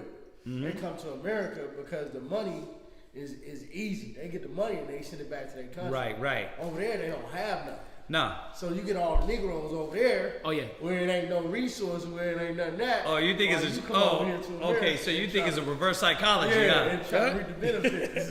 It don't matter whatever they trying to do, it ain't gonna work. Yep. Yeah. Because the Most High is moving. Yeah, we're consumers, man. We bring forth profit wherever we go, man. Yeah. We consume everything. Read where you at? Jeremiah chapter 51 and verse 7. Yeah, Jeremiah chapter 51 and verse 7. Go ahead. Babylon had been a golden cup in the Lord's hand. Yeah, Babylon has been a golden cup. Let's see what it's talking about. Keep reading. That made all the earth drunken. The nations have drunken of her wine. Yeah, and that wine is showing forth this influence that America has upon all nations. Mm-hmm. America puts her policies on everybody. China, Russia, come on, man. They got to stop with all the beef. The thing about it is that America is very smart in how. I'm going back to that. Okay. Is very smart in how they do their bidding. Every nation have drunken from her. That's why you think President Obama tried to go to Africa and say, yeah, y'all need to do homosexuality like we just passed here in America. Yeah. They were like, oh, hell no. Yeah. We ain't letting that pass. But why did they wait till Obama to get in office? Yeah, you got a little darker skinned brother. Yeah. That's your brother, right? They thought that was going to pass by. But a lot of nations agree with how America wants its policies to go. Keep reading. The nations have drunken of her wine. Read. Therefore, the nations are mad. Yeah, they're mad, man. Number one, the nations are mad because now they're feeling the repercussions of what America's acts have done. Go to Revelations 18 and 4. They're mad because now they're seeing that, dang, America put us in a hole. America brought filth over us or around us. Right. America has put us on the wrong side. Right. So you see why he's going over these points, right? Because there's nowhere to run. If you wanted to go in that logic, right? There's nowhere to run, right? Everywhere the earth is given into the hand of the wicked. Everywhere we run to, and we just read it in Isaiah 11:11. Egypt, Pathros, Shinar, Babylon, all these places, it's all wickedness through the whole earth. So we got to reboot. The Most High, Yahweh Shai, is going to reboot the system. Yep. You know what I mean? But what has to happen? The kings of the earth got to come down. That's what got to happen. Come on. Because we're going to Revelations 18 and 4 just to show you what it really meant about fleeing. Right. We're going to start going into this flee. What did the Most High mean by flee out of the north? Right. Go ahead. How now do we apply that? Because you read that through the Bible. We're going to go through those scriptures. But what really was it talking about? Like, because think about it. We cannot flee physically, right? As a nation. All these other variables got to come in play. And the one most important variable is Yahweh Shai being our deliverer, right? So what are we supposed to be fleeing now? Go ahead. Revelation 18 and verse 4. Go ahead. And I heard another voice from heaven saying, come out of her, my people. Yeah, and come out of her is in the same words of, listen, flee, depart. Right. Get back. It says, come out of her, my people. Read. That ye be not partakers of her sin. As we've read before, these other nations have drank from America. They've enjoyed and indulged themselves in the acts of what America does. Like we hit on it. Fornication, adultery, worshiping other gods, homosexuality, all this filth that we eat. Come up out of her. All the death and destruction that they partaked in. Mm-hmm. The Most High said, get up out of that. He didn't say, leave the north. Every other nation's doing the same thing. Mm-hmm. He's talking about get out of her spiritually. Put down the slave mentality. Right. Let go of your slave masters. That's not your true master. Your master is the Most High. Put off their ways and put on now the Most High's laws, statutes, and commandments. What was one of the Israelites' biggest problems? Every time the Most High spoke, they want to approach every situation carnally first instead of spiritually. Yep. we're not leaving nowhere if your spirit ain't clean. Your ass gonna be burnt up right here. Yeah, that's why I put that at Deuteronomy 28. It's gonna follow you. Yeah, you ain't gonna leave nowhere. You can run everywhere you want, but the Most High is gonna burn you up because you're gonna be down with the system. Your mind gotta change. Your spirit gotta change. Your thought process gotta change. That's why in the New Jerusalem, and this is a whole nother class we can go over, he said, no unclean thing shall enter. Like, there's so many ways we can destroy this crazy idea. It tells you in New Jerusalem, no unclean thing shall enter. So you want to partake in the filthy Jerusalem. Right? And think that's where our peace is going to be. We want to be in the New Jerusalem, where he said a new heaven and a new earth was going to come. But what did that mean? That meant that we got to wipe out all the old. We got to be renewed in the spirit of our mind. It starts with us, and this is what the scriptures is reminding us. Go ahead. And that ye receive not of her plagues. Oh yeah, because those plagues are coming down. Why you think of getting hit with tornadoes? Fire tornadoes. I talked about that on Saturday. That's real. Y'all got to look at these videos. Now, I'm going to show you something. Because y'all got to know the scriptures. You got to know what the scripture's saying. So, if it was technically saying, flee out of her, that we don't receive of her plagues, right? So that means that if we go to Israel now, plagues are not going to hit Israel? Oh, no. They gonna burn that. Y'all know Israel is going to be somewhat destroyed. It's not going to be destroyed. The people are going to be destroyed over there. Think about it. So you're trying to tell me every other country is going to be punished except in the Holy Land where none but defiledness is going on? Every filthy bird. I'm sorry to say it this way, but these guys don't read the Bible. Everybody wants to be a teacher and won't sit down and learn the basics. Like, this is basic. This is not even, we don't have to go to 1,000 scriptures and a whole parable breakdown. This is easy to be understood that the Most High is going to deal with the world. So what if we run to Israel? Israel's going to still be dealt with. The nation's got to be out of there. So just giving y'all certain things that way when it pops up, because you probably haven't popped up on it yet, and they you getting ready to get out of here? We finna take a flight in December 2025. You know what I mean? We all come together. You don't be like, well, you know what? I gotta get on it. Brother, it said brothers went down there and got stuck down there. Right? What? Speak on it. Oh yeah, no, they definitely. You got brothers that went down there, got stuck. You got brothers that went down there and something happened with a brother when he came back. Like, brother had lost his damn mind, man. They pretty much, you got the Africans. They robbed him of his goods, everything he had that he went down there with. They set him up, robbed him. He thought he was going down there like an Israelite king, huh? He went down I'm there. back home. They treated him like a nigga. It was like, break yourself, nigga. Let him have about 3 years. He thought it was rough for the United States. Yeah, they thought they was going to pull out a right. Why? Because brothers are not remembering. Heathens possess our inheritance. Yeah. That's what they're not remembering. And until we get that through our thick head, and until brothers stop promoting that stupidity, you're going to still have brothers doing that foolishness, thinking that's going to be the way. Now, there is brothers in Demona out there, good brothers that been out there since the 80s, 70s probably, and they got their own little community. But if you look at the maps of Demona, that's in the corner. Oh yeah. They pushed us in the corner.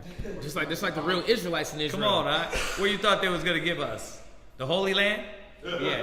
We're under power lines in that area. Yeah, Yeah, under the power lines. A lot of radiation. Yeah. In that area that was, and go back and look at how they're not recognized over there. No. They're not really recognized. Yep. So, go ahead, read on. For her sins have reached unto heaven. You heard what? Her sins have reached unto heaven. That's why we're starting to understand that this flee, this come out, is obviously talking about the spirituality, the works what you're doing.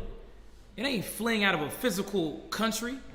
Because as we're seeing, you can't flee from this wickedness. The only way that you can flee is stop doing it. It's coming back to the laws and statutes of the Most High. Right. But we're going to give you more scriptures to edify that. Keep reading.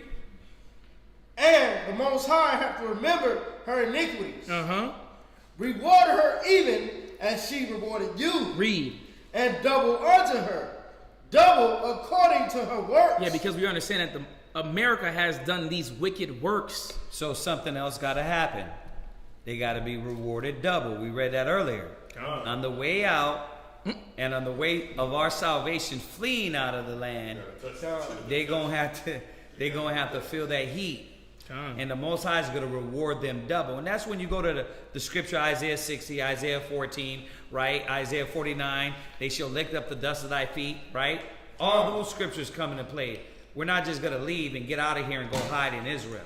No, on the way out, America's got to be destroyed. He's knocking some things down. Yeah, he's knocking some things down.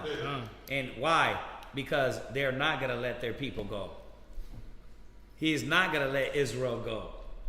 So you think you're going to take the glory from the Most High, Yahweh Shai coming in and smacking everybody up? No, he's going to get his hour. He's going to get his day of vengeance. So go ahead. You can jump from, go to 2 Corinthians 6 and verse 14. 2 Corinthians chapter 6 and verse 14. Yeah. No, you're right. No, that's it. Just going on this point about fleeing. What does it really mean to come up out of her? To flee from the north, flee from America, come out of her. Right. It's going into what you're doing, your mentality, your mind state, your acts. The Most High is cleaning us up, man. To whenever Yahweh Shai comes, we'll be that bride that's ready to roll for him to pick us up and go into our land. But read where you at. Done. 2 Corinthians chapter 6 and verse 14. Go ahead. Be ye not unequally yoked together with unbelievers. But think about it. In America, we are unequally yoked with them because they believe in these acts, all the acts that are against the laws of the Most High. Our people love to do what? Eat crawfish, shrimp, pork. They'll die for that, man. Our people will die. I'm gonna have bad health. Like, golly, for real? For pork, and pork don't even hit that hard. But our people will die for that. But the Most High says, be ye separate. Go ahead. With unbelievers. Go ahead. For what fellowship hath righteousness with unrighteousness? And this is that mentality. We got to move ourselves away from those that are opposite of the Most High. Go ahead. And what communion hath light with darkness? Read. And what concord hath Christ with Baal? Yeah, what concord does righteousness have with wickedness? Christ and Baal. There is none. That's why the Most High said, come out of her. Read. Or what part hath that believeth with an infidel? Right. Read. Verse 16. And what agreement hath the temple of the Most High with idols? Yeah, the Most High is showing that, listen, I don't want you around this wickedness. It was always, even from the beginning, the Most High never wanted us amongst the heathens. Because we were going to learn their gods. We were going to learn what they ate, what they did, the acts. But now the Most High is showing us like, bro, y'all got to get up out of here because they're about to receive these plagues. But again, it wasn't talking about fleeing physically. It was talking about fleeing spiritually. And we're going to keep going into it. Read. For ye are the temple of the living God. Go ahead. As God hath said, I will dwell with them and walk with them. Yeah, he will dwell with us and walk with us if we abide in him, abide in his ways. Not in America's ways, not in the Egypt's ways, not in the African ways, but in his ways. Go ahead.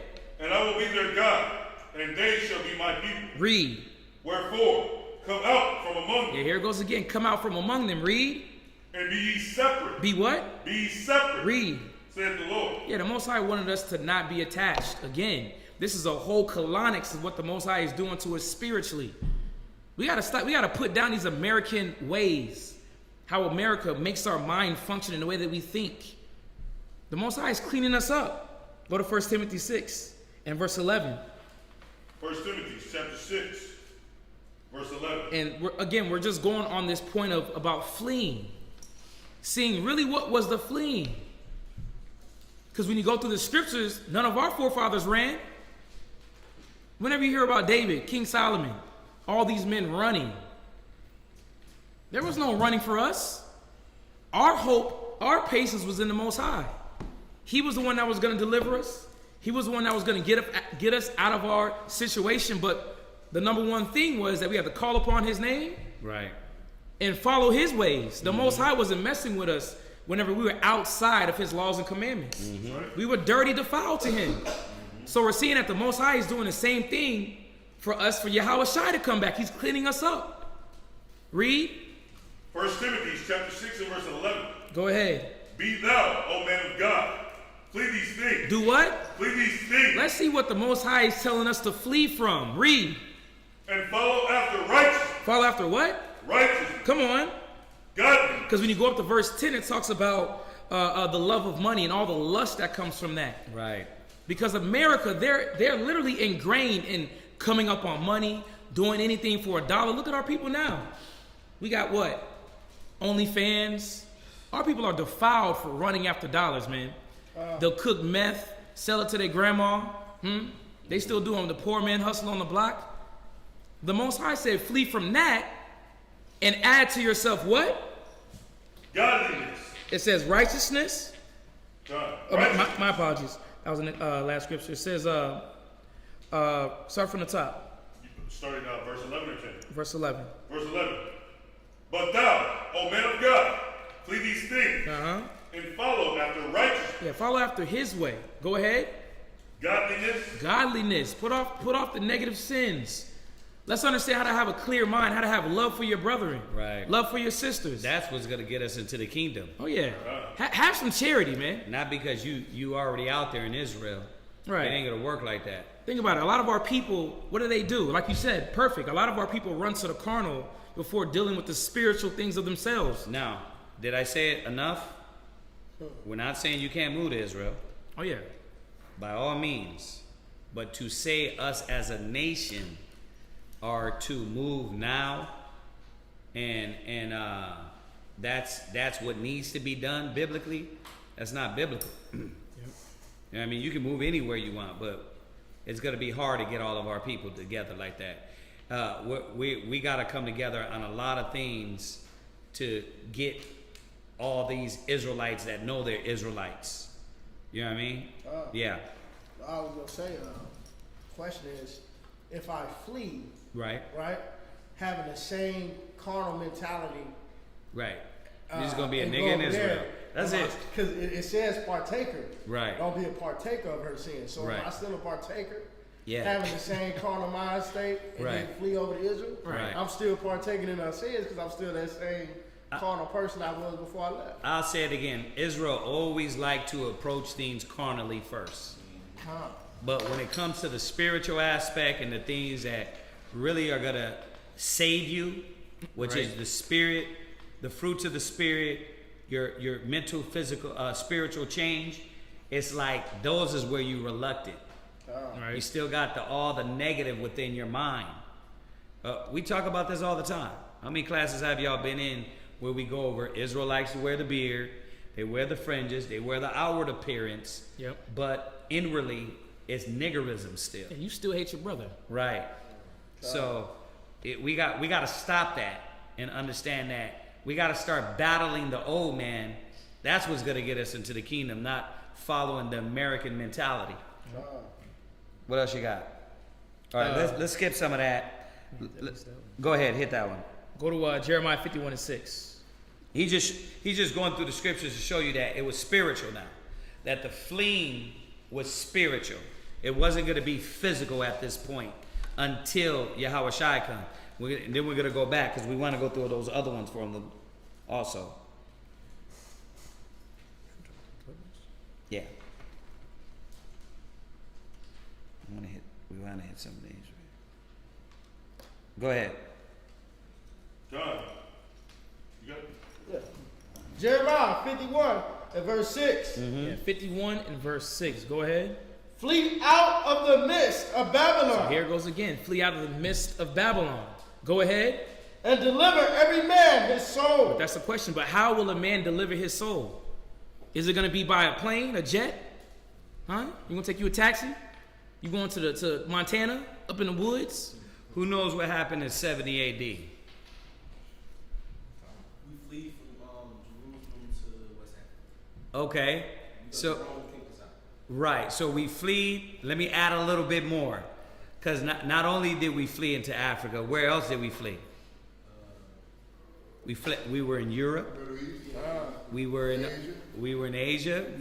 Why do you think, remember, Beethoven, Mozart, King David was black? Socrates. Right. So we didn't just all go into Africa. Bro, there was a lot of us there, but we went throughout the world. Remember, the prophecy was he was going to scatter through the four corners of the earth. So we went everywhere. What happened when we fled out? We start acting like all the other nations. We start getting other people's customs. There you go. We were mingled among the heathens. Zion's favorite scripture, Psalms 104. 106, what is 35. 35, right. We were mingled among the heathens and we learned their work. So fleeing didn't help at that time. What would have helped us back in Jerusalem was to get our spirit right with the Most High, and then he wouldn't have sent the devil all the way across the world to come cast your ass out of the garden. You were living it up there, and what'd he do? He said, I'm going to send this cat from the ends of the earth, as swift as the eagle flieth. What thou, nor thy, what is it? Nor thy fathers have known.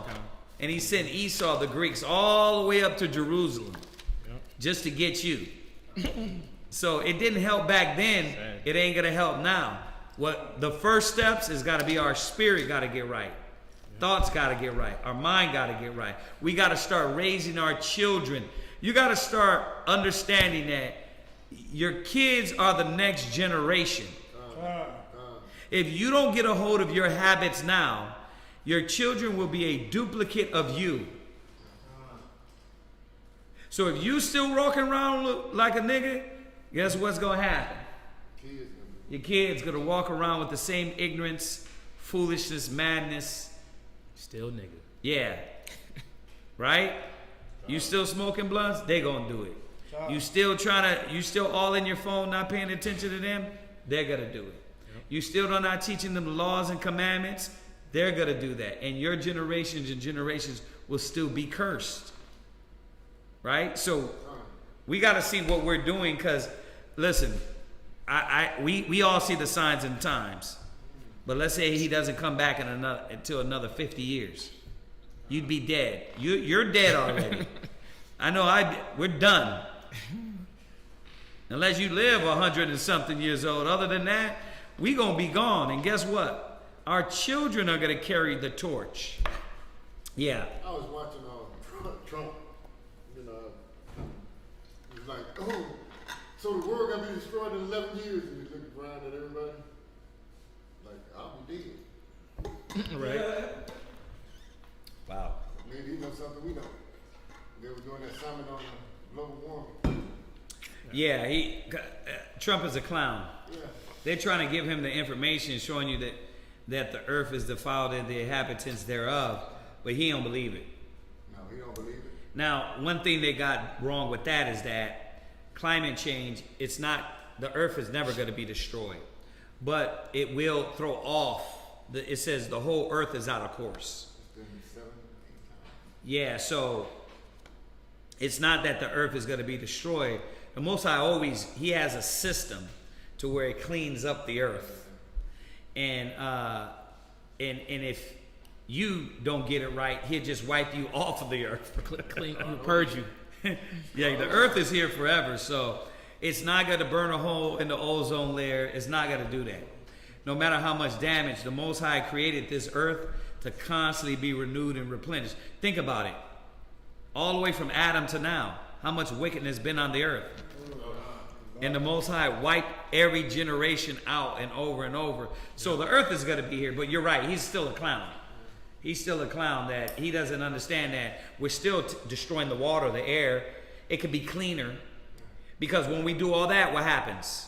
It's a repercussion that kills us. Done everything with the EPA to destroy everything. Yeah. So the earth being given into the hand of the wicked basically means now, because their wicked actions, now your lungs, your body breaks down. Your children don't grow at more healthy in the next generation. They're more shorter. They're more small. Yep. They're more unhealthy. So, yeah, that's what happens when the wicked rule the earth. All right, we was talking about just the generation, how scrawny cats are now. Skinny. Yeah. You know what I'm saying? Sick. Small. Everybody eating 5 for 5s, you know, smoking blunts. But why?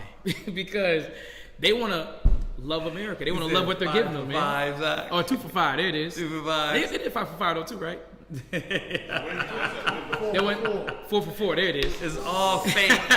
It's the all fake. Visuals stop you so cheap. You think you was in a good case? You eating a damn rubber burger, right? Damn, fake lettuce, wax lettuce. Damn. Come on, let's get these out. Read where you at real quick. Jeremiah 51:6. Go ahead. Flee out of the midst of Babylon. Read. And deliver every man his soul. Go ahead. Be not cut off in her iniquity. Yeah, the Most High says, deliver every man his soul. But let's see what it means to deliver your soul and how we're going to deliver our soul. Go to Ezekiel 14. Ezekiel chapter 14 and verse 12 to get an understanding of how will we be delivering our soul. Is it going to come from my hand? Is me going to be getting on a yacht or a boat and speed off down there to one of those Caribbean islands that's getting smashed by the Most High? You gonna go to the jungles of Brazil and hide with our brothers and sisters that don't have clothes?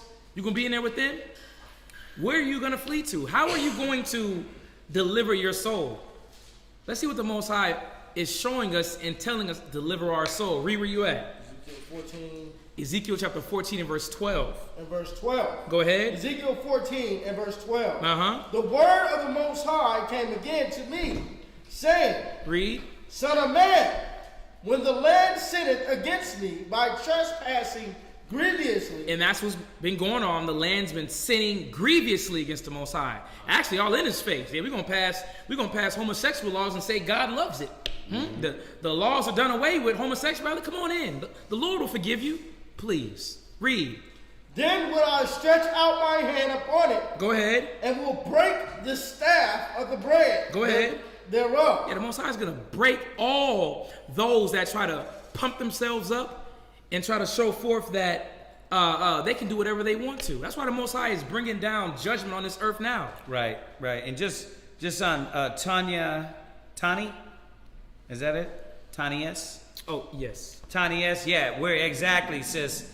I don't know where you tuned in at on the class, but we're going over that specific topic about, we need to run back to Africa. We need to run to this land, wherever it is. We definitely ain't running back to Africa. Come on, man. But right. If you just jumped in, you might want to after rewind because we're talking about the same thing. Because when you think about it, if you fleeing, a lot of people can't even pay for their car note right now. So how you paying for a plane ticket? Where you gonna get your luggage at? A lot of people ain't got no luggage. You ain't never been nowhere. Come on, fleeing. But let's see again, what does it mean to deliver your soul? Keep reading. And will send famine upon it. Read. And will cut off man and beast from it. And as we're seeing now, that's what's going on. The Most High sending famine. Yep. We over here eating GMO foods, which means fake, genetically modified. Keep reading. Though these 3 men, Noah, Daniel, and Job, were in it. Yeah, the same situations. Go ahead. They should deliver, but their own souls. They should deliver their own souls. How? By their righteousness. No, by fleeing. By their righteousness. By airplane. By their righteousness. Yeah, we got to see the Most High is showing us that the way that we deliver our soul is by our righteousness, our acts. Right. That us looking pleasing in the eyes of the Heavenly Father to where he's like, you know what? Let me go ahead and camp my angels around that brother, that family, that camp. By what they're doing, where their mind's at. A lot of our people's minds aren't on trying to clean themselves up. What they want to do, let me just throw some fringes on. You know, I'm going to act the part, but I really don't believe because I'm not doing the things that the Heavenly Father is telling me. How do we know this? 2 Esdras 9 and 7.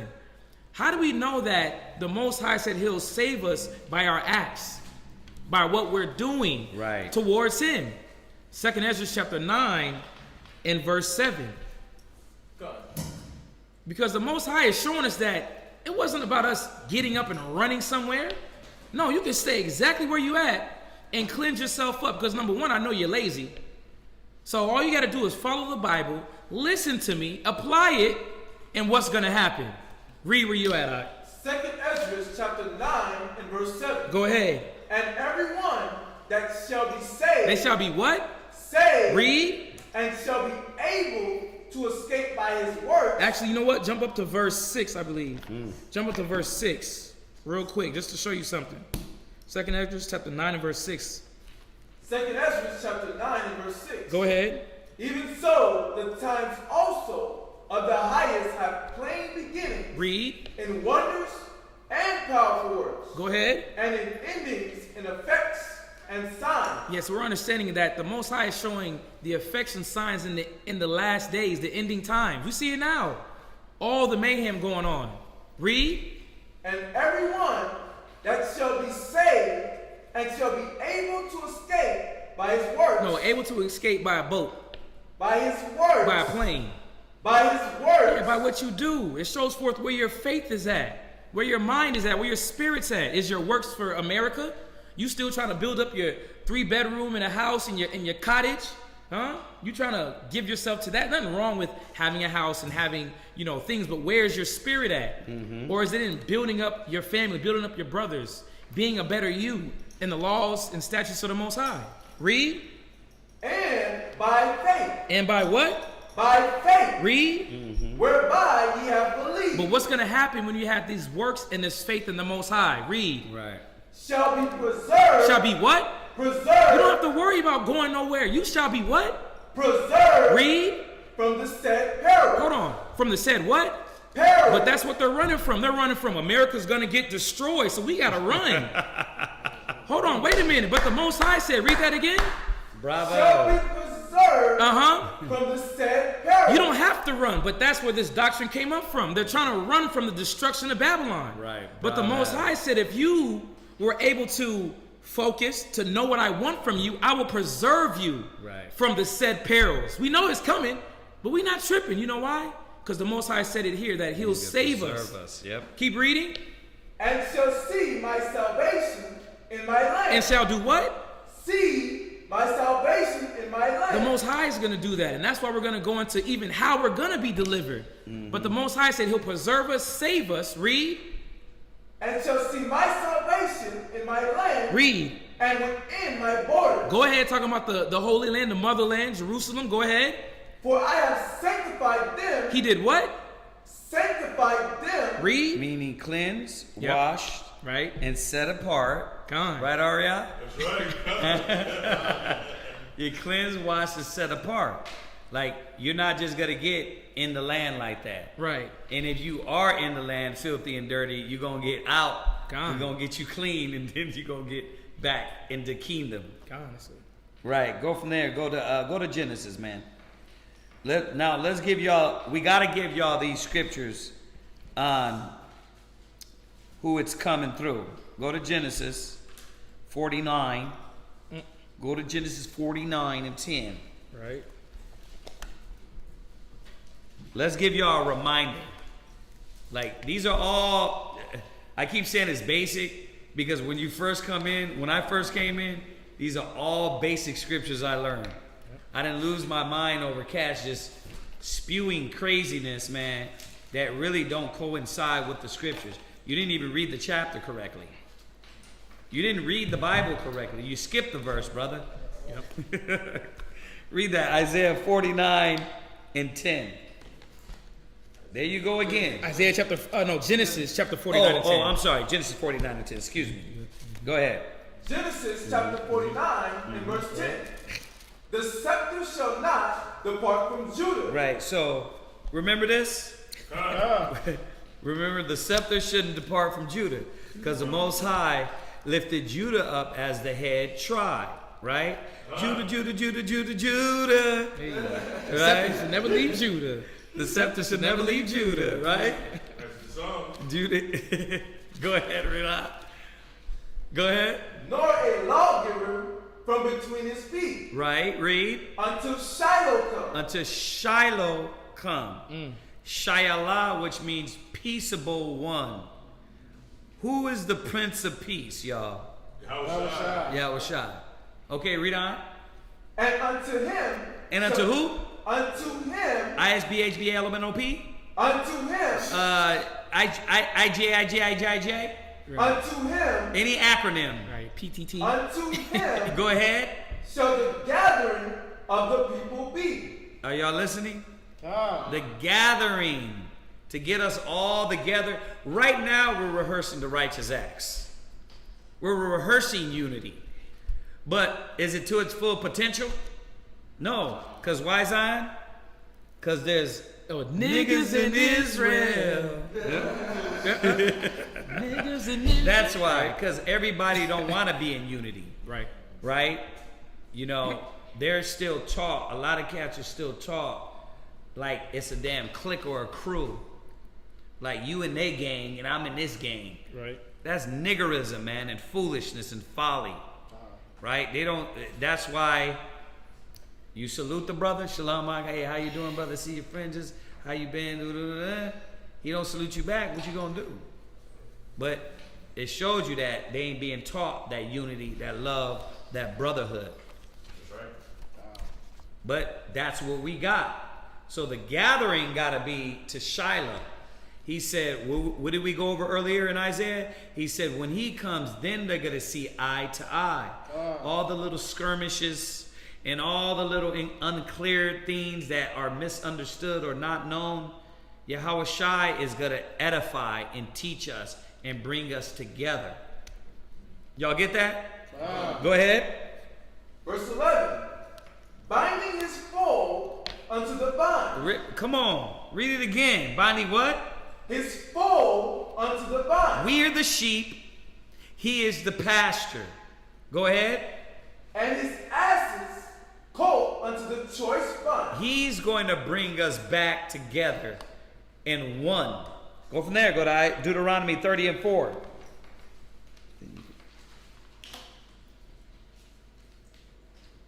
All right. Deuteronomy 30 verse 4. Come on. Deuteronomy chapter 30 and verse 4. Right. If any of thine be driven out unto the outmost parts of heaven. Right. So where were we going to be driven out to? The outmost parts of heaven. That's where we're scattered. And we said this the other day, not even going into this specific topic. You got our people butt naked in Brazil running around. Still shooting bow and arrows. Perfect accuracy. They in the uttermost of parts of heaven, where you don't even know, still in doo-doo and eating damn anything and everything. Right? We got to get them together. But you talk about go back to Israel, but you got them to the uttermost parts of heaven. Yep. Israel, man, we get real comfortable, man. We get a little of the word and we get overzealous like a mofo. I'm trying to take a vacation now. Yeah, it's like, bro, you already trying to lean back. Right. You already trying to lean back. Like, he that endureth to the end, the same shall be saved. We ain't doing this to, you know what, man, I think it's time to retire now. You know, I've been putting in the whole 3 years in the truth. Oh, man, the work is hard. Come on, man. It's not time to lean back. It's not time to get comfortable, right? Go to Micah 4 and 10. Let's go there. Finish that. You finish that and go to Micah 4 and 10.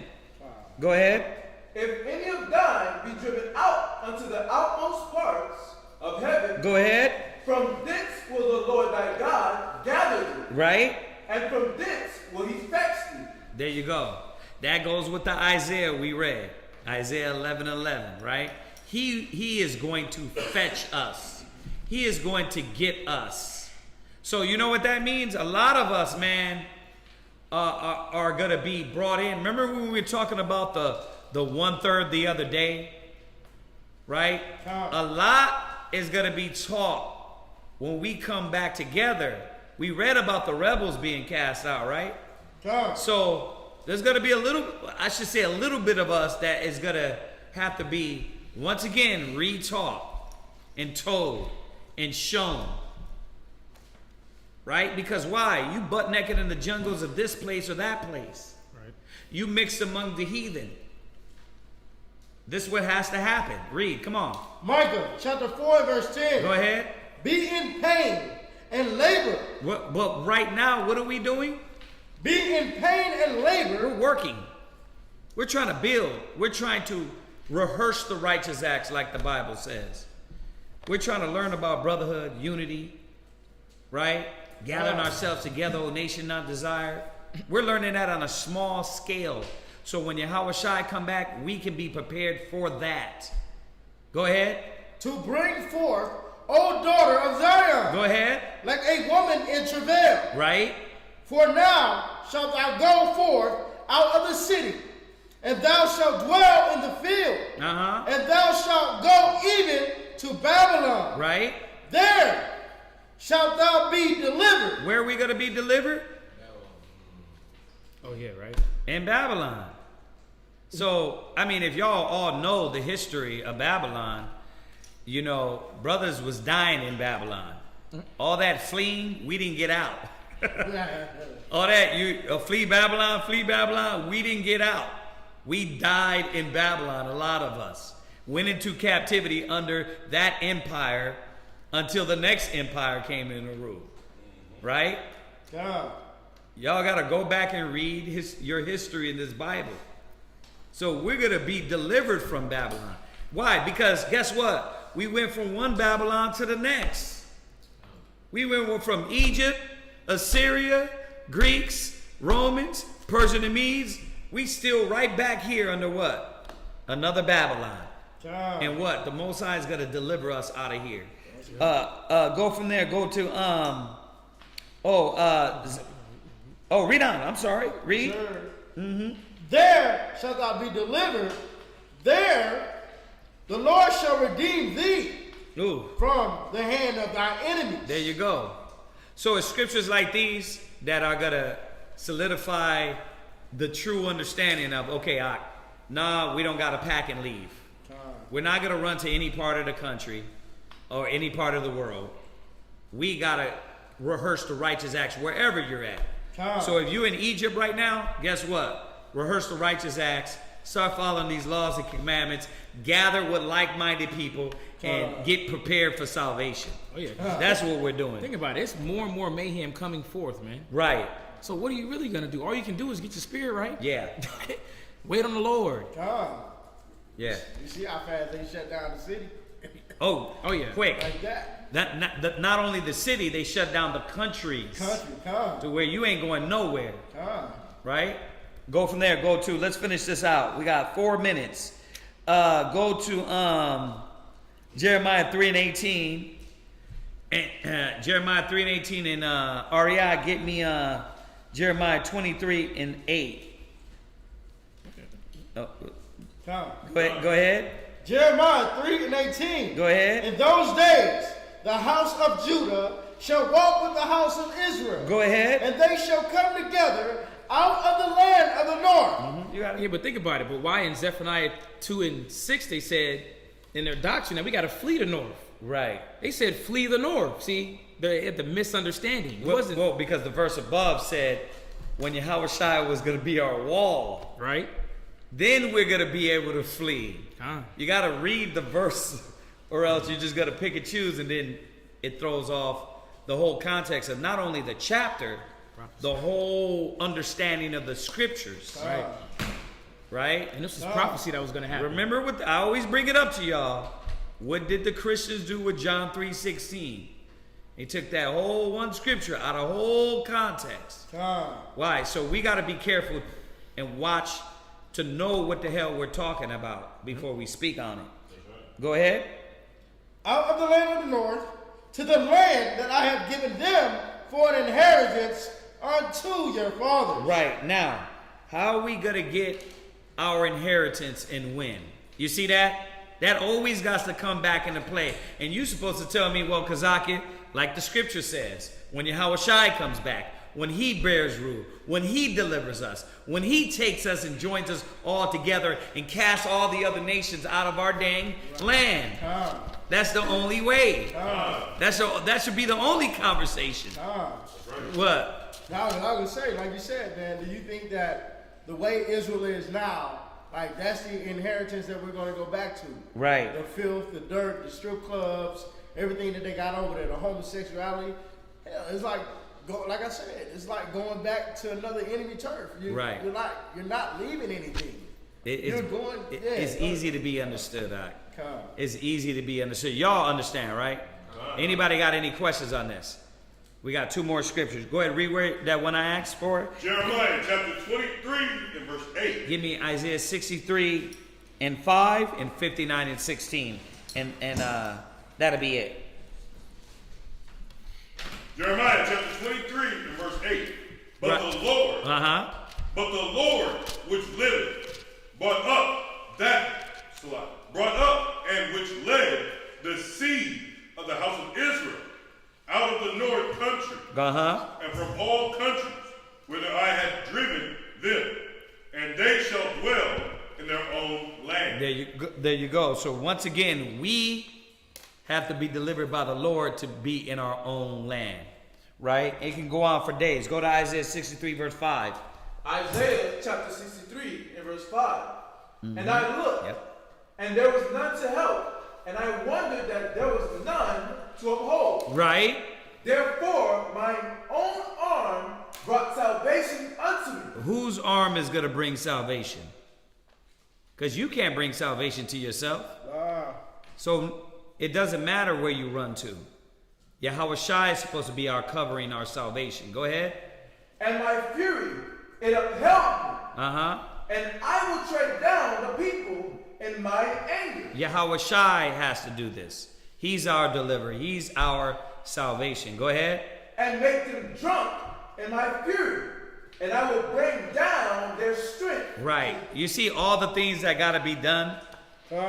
It just ain't, we move. There's a process of things, the way that Yahweh Shai said it to be done. Isaiah 59 and 16, and then we'll finish it with that one. Isaiah chapter 59 and verse 16. Go ahead. And he saw that there was no man, and wondered that there was no intercessor.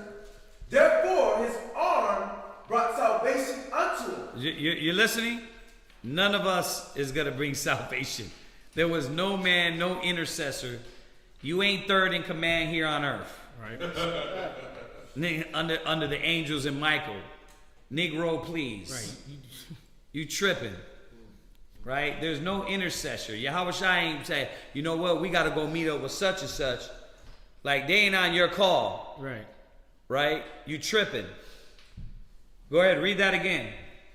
And he saw that there was no man, and wondered that there was no intercessor. Right. Therefore, his arm brought salvation unto him, and his righteousness, it sustained him. Right. Now, y'all know why we hit these, right? Just to remind you and reiterate that Yahweh Shai is going to be the one that deliver us out of all the countries, wheresoever we are. That's what that is. All right? So y'all, man, make sure you write your scriptures down correctly. Where we at? This is Zephaniah chapter 3 and verse 8. Go ahead. Zephaniah chapter 3 and verse 8. No. Okay. Right. So listen, if I didn't get to your question, because we start questions at the beginning, and at that time when nobody answered, I kind of went into class. We will get over your questions. All right. Don't trip. Just remind me, and next class, before we go into the topic, we can go over your questions. All right, so don't trip out. Y'all know we ain't running nowhere. We gonna be here, Lord willing.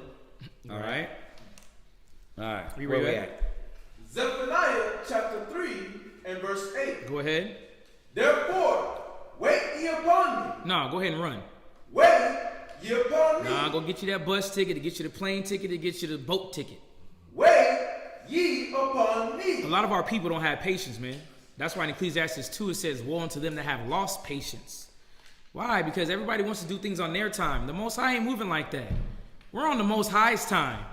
That's why he says, therefore, wait what? Ye upon me. Read. Saith the Lord, until the day that I rise up to the prey. Until when? The day that I rise up to the prey. Yeah, the Most High is showing that he's going to make a move first for our deliverance before I'm going to rise up on your prey. Even that goes into the not effing around crew. We ain't got to rise up on them. Right. He will. Read. For my determination is gathered to the nations. Y'all got to hear this. His determination is to gather the nations. Go ahead. For my determination is to gather the nations. Read. That I may assemble the kingdom. Because the Most High's plan is higher than your little plan that we think that we can go and dip off somewhere and be in a secluded place. And I got them off the grid. Okay, ain't nothing wrong with being off the grid. But that ain't really going to do nothing. Because the Most High said he's rising up. You're off the grid, but your brother's on the grid and he needs you. Right. Where the council Right. at? I was trying to reach you for 3 We need brothers. weeks. We need unity. We need love. We need examples. We need charity. We need compassion. We was going to do that with each other. You're off the grid. Yeah. But it says, woe to him that is left alone. When he falls, who will be there to pick him up? You in the grid. It's just you in the grove, bro. You're the lone wolf. Come on. Right? Keep reading. That I may Being that assemble wolf. the kingdom. Yeah.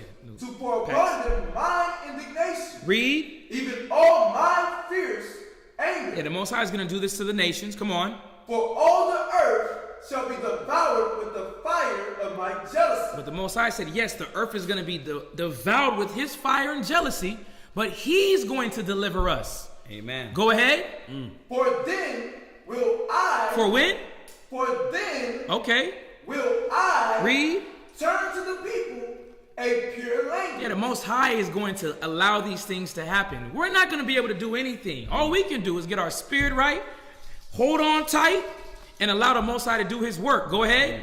That they may all call upon the name of the Lord. Think about it. So many scriptures. Wisdom of Solomon. Yeah. About the, come on. We can keep going and going. But I mean, that's enough for you to be clear and understand that it's not necessary for you right now to pack your bags. First of all, are you even fully committed? You're going to Jerusalem for what? Do you know why you're going to Jerusalem? Do you know what needs to happen? Yeah, what plan you got? You know what I mean? We need, the Most High needs you, and you know what I mean. Obviously, we know the Most High don't need nobody, but the Most High wants you to get your spirit right, get our nation right. How can you be your brother's keeper if you're not around? If you're off the grid. If you're off the grid, how you gonna be I like that. my brother? The teacher will not Be pushed into a corner anymore? That one right there is Isaiah. All right, so anybody got any questions? You kind of quiet. Is everything clear? Yeah. Okay, you got any questions on that? No. All right, y'all know the deal. If y'all got anything on it, unsure, you need us to go more scriptures, more precepts on the topic, just ask. You got anything, Corey? Okay, all right. That's what's up. Y'all know the deal. It don't have to be online too. So other than that, Calvin, you good. All right, Cross, I know you good. You good? All right. What's up? What we got online? Tony S. When do we go into the wilderness? Right. We went over this the other day too. Let's go back there.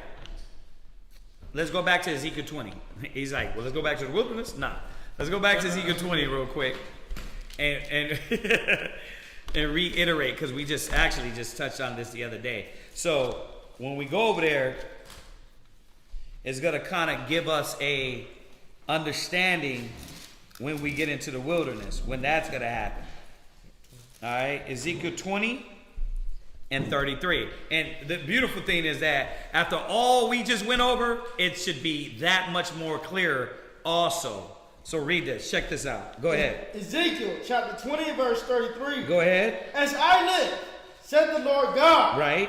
Surely with a mighty hand and with a stretched out arm and with fury poured out will I rule over you. Right. So let's see who's somebody after all the scriptures we went over.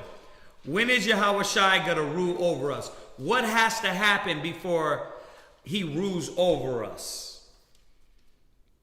I know you know. Yeah. Judah and Ephraim have to. Good point. Judah, our unities has to be established as a nation. Okay, so you took it further back, and that's good. So there's certain essential things that got to happen, right? Unity. We're learning how it is to be a nation, right? The 144,000 got to be sealed, right? So after that, the 144,000 is sealed. What has to happen for us, for him to rule over us and to get us out of here? What has to happen? It's easy. It's not a trick question. What is it? Okay, Karatazar. America has to come down. America has to what? Come down. America has to fall, right? Revelations 18:4, Revelation 7, right? He said, set a mark. And he said, hold back the winds. Go there for me real quick. Revelation 7. Because it's going to go right with what you're saying. So if we read the 33rd verse and read it in context with all the other scriptures, we know that certain things that have to happen to get us to this point for Yahweh Shai to rule over us in the kingdom. Certain things have to happen. Revelation 7:1. Go ahead. Revelation chapter 7 and verse 1. And after these things, I saw 4 angels standing on the 4 corners of the earth. Go ahead. Holding the 4 winds of the earth. Right. That the wind should not blow on the earth, nor on the sea, nor on any tree. Right.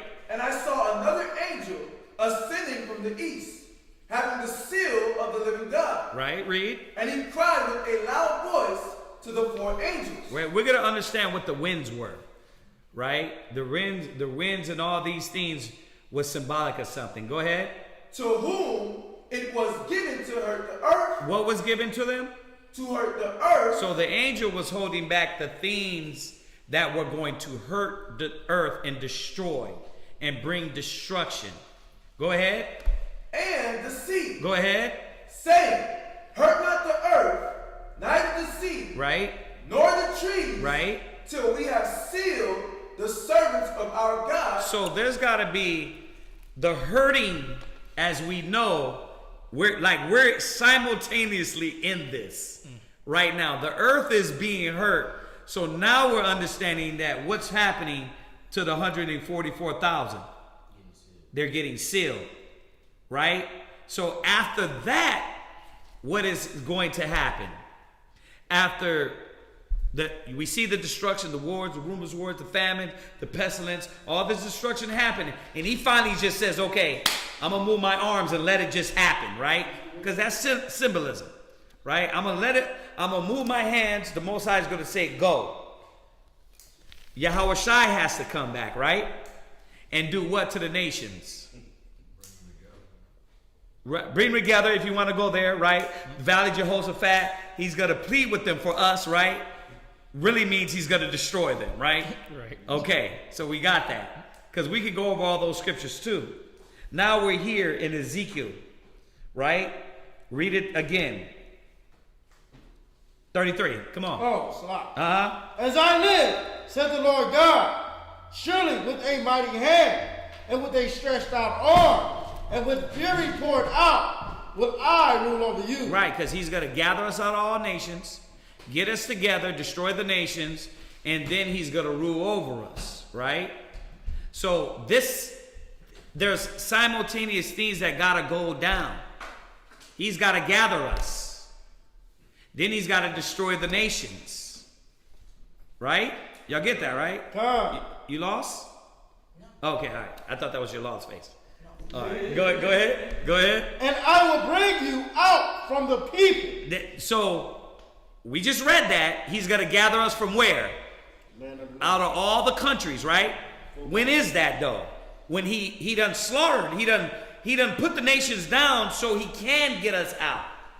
So he has to whip their butt first, right? And then we're going to be gathered out all nations. We just read all those scriptures. Go ahead. And will gather you out of the countries wherein ye are scattered. Right. So who got it? So when is this going to happen? After everything falls down. Right? Meaning that the nations are the Most High whipped them. Yahweh Shai whipped them. Got them in order, punished them. A lot of destruction went on. And obviously we're giving you the gist of it because we can go through the scriptures, right? And then this was going to happen to us. What? So it's like when you see somebody come in to rescue, like whoever's in the house, right? Yeah. And it's like, let's say the house is surrounded by zombies. You see one person dismantle and dismember all the zombies, come in the house, And they're like, okay, come here. He said zombies, right? Well, I mean, you got all these people, right? But he kills everybody around the house. Then he comes, he knocks on the door, and he's like, come here, let's go. Right, throws you on the shoulder, takes you out the house, you're saved, right? That's that mighty hand, because you're going to see the magnificence of what Yahweh Shah is doing. Right. So he takes you out the house, right? Then stands you in front of the house, and then he what? Deals with you. He deals with you. Right? Are you okay? That's what the Most High is going to do with us. Okay, I done laid all these bums down. Right. Right? I done destroyed all the nations. Now their bullets ain't going to hurt no more. That don't work no more. Right? Okay, now I got to deal with you. Right? This is what he's saying here. Go ahead. And with a stretched out arm and with fury poured out. Right, and we just read all those scriptures. I don't have to go all the way back. Just rewind. We just read he's going to gather us out of the nations, and the nations going to be punished. Isaiah 60, Isaiah 66, Isaiah 34, Isaiah 14. All those chapters tell you about the deliverance, nations coming down, Yahweh Shai putting us up in our kingdom. Right? Go ahead. And I will bring you into the wilderness of the people. So, once again, when is this going to happen? At the Babylon falls. And he brings us together out of all nations. It's simple, right? Easily to be understood. So that's when we're going to be brought in the wilderness. Why? Because he got to get us together. A lot of our people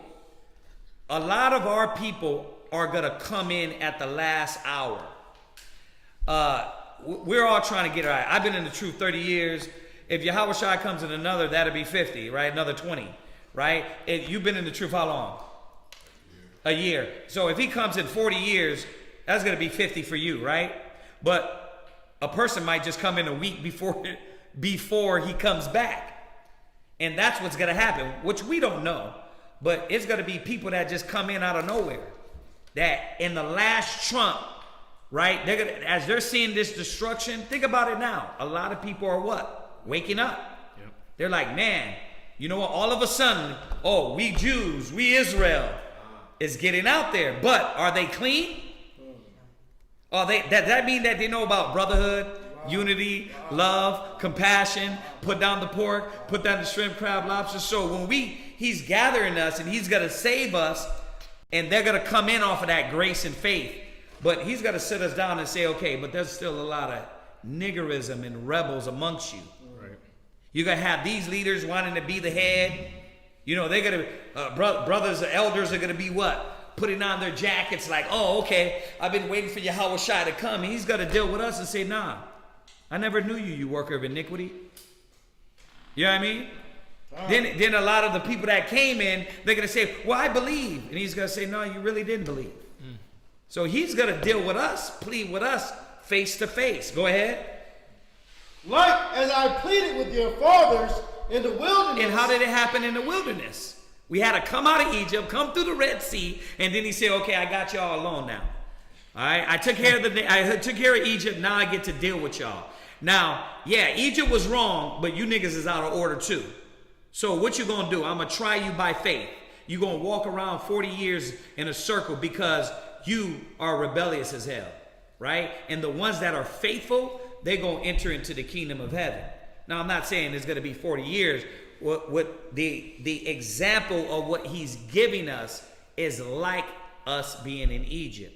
Y'all get that? Go ahead. In the land of Egypt. Right. So will I plead with you, said the Most High Power. Go ahead. And I will cause you to pass under the rod. There's that rod again. What does the rod do? It whoops you in order. The Most High is going to get us in order under the law. Oh, well, we thought this how it says it in the law. Let's use the one I used earlier. Oh, you can have anal sex. And then the Most High is going to come back and say if that's true or not. If you didn't know. If you thought that was actually lawful, he's going to set your butt in order and be like, nah, that's wicked. Right? And the ones that don't lock in, they're going to be what? Cast out. You're going to get a lot of us with high, big heads in the kingdom that think we did such and such and we did that work and we've been around all this time. Surely I'm going to be under Michael, Gabriel, and Raphael, and he's going to be like, nah, you sit over there. Right. Your ass sit over there and learn and listen. Damn. They that should be last shall be first, and the first shall be last. Right? The first shall be last, and the last shall be first. That's right. So that's what's going to go on, and that's where you can see where the rebels are going to come. The rebels are going to come from within Israel. A lot of us that got the laws and commandments, but what? Think we know something. And Yahushua is going to set us all in order. Go ahead. And I will bring you into the bond of the covenant. Right, the new covenant. He's going to, remember, right? He said it will be in your heart. Right? He said circumcise the foreskins of your mind. Right? That's the new covenant where your spirit, he's going to twinkle us. Right? Go ahead. And I will purge out from among you the rebels. Go ahead. And them that transgress against me. Right, because after all that, and I know you're saying it well, after all that, they see Babylon fall, they see it burn, they get lifted up in chariots and all these things, or I shouldn't say everybody's going to be lifted up in chariots, but after all, we're all gathered, whether through chariots or the nations is bringing us, or whatever way we're coming out of these countries, right? What does he have to do with us? He has to get us right. Right? There's going to be a lot of rebels still. We can't go get the nation. Remember Isaiah 2, I went over it the other day? The law shall go forth from Zion. How the hell the law is going to go forth from Zion when you arguing about this part of the law or that part of the law? No, I got to get y'all right. So he's going to get us together and he's going to set us right. That's when he's going to set up who is doing what and what. Y'all get that? Okay. Go ahead. I will bring them forth out of the country where they sojourn. Right. And they shall not enter into the land of Israel. And ye shall know that I am the Lord. Why are they not going to enter into the land of Israel? Because you don't just get in that quick. The Most High's got to purge us. We got to be right. Right? Totally right. Because when you go back to that Revelations, I think it's 20 about the new kingdom, the new heaven, the new earth, it's got to start with us. So we got to be pure and clean to get in there. Right? All right. So hopefully that helped out. Who asked that? That was Tony. Tony, yes. Yeah, hopefully that helped you out a little bit. All right. So anybody got anything else online? None in here? All right, let's salute them online. Let's say shalom. Shalom. We'll see y'all Thursday. All right. Remember, tomorrow is the Feast of Tabernacles. Trumpets. Tomorrow's the Feast of Trumpets, y'all. The Feast of Trumpets is tomorrow. Wherever you at, get with brothers, get with your family, commemorate the feast. All right. And we will see y'all Thursday. All right. Other than that, we'll see y'all Thursday. Shalom. All right.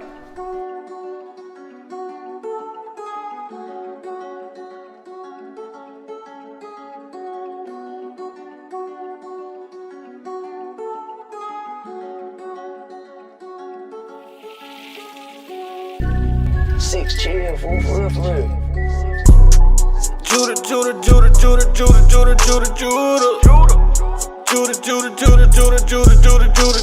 The scepter will never leave Judah. The scepter will never leave Judah. The scepter will never leave Judah. I'm Judah. Christ sprang out of Judah. King David was Judah. King Asa was Judah. Don't crowd me up, who gon' rouse me up? Alistair Crowley, your time is up. It's a big mess, I gotta clean it up. Esau, the end of my kingdom's up. On the eagle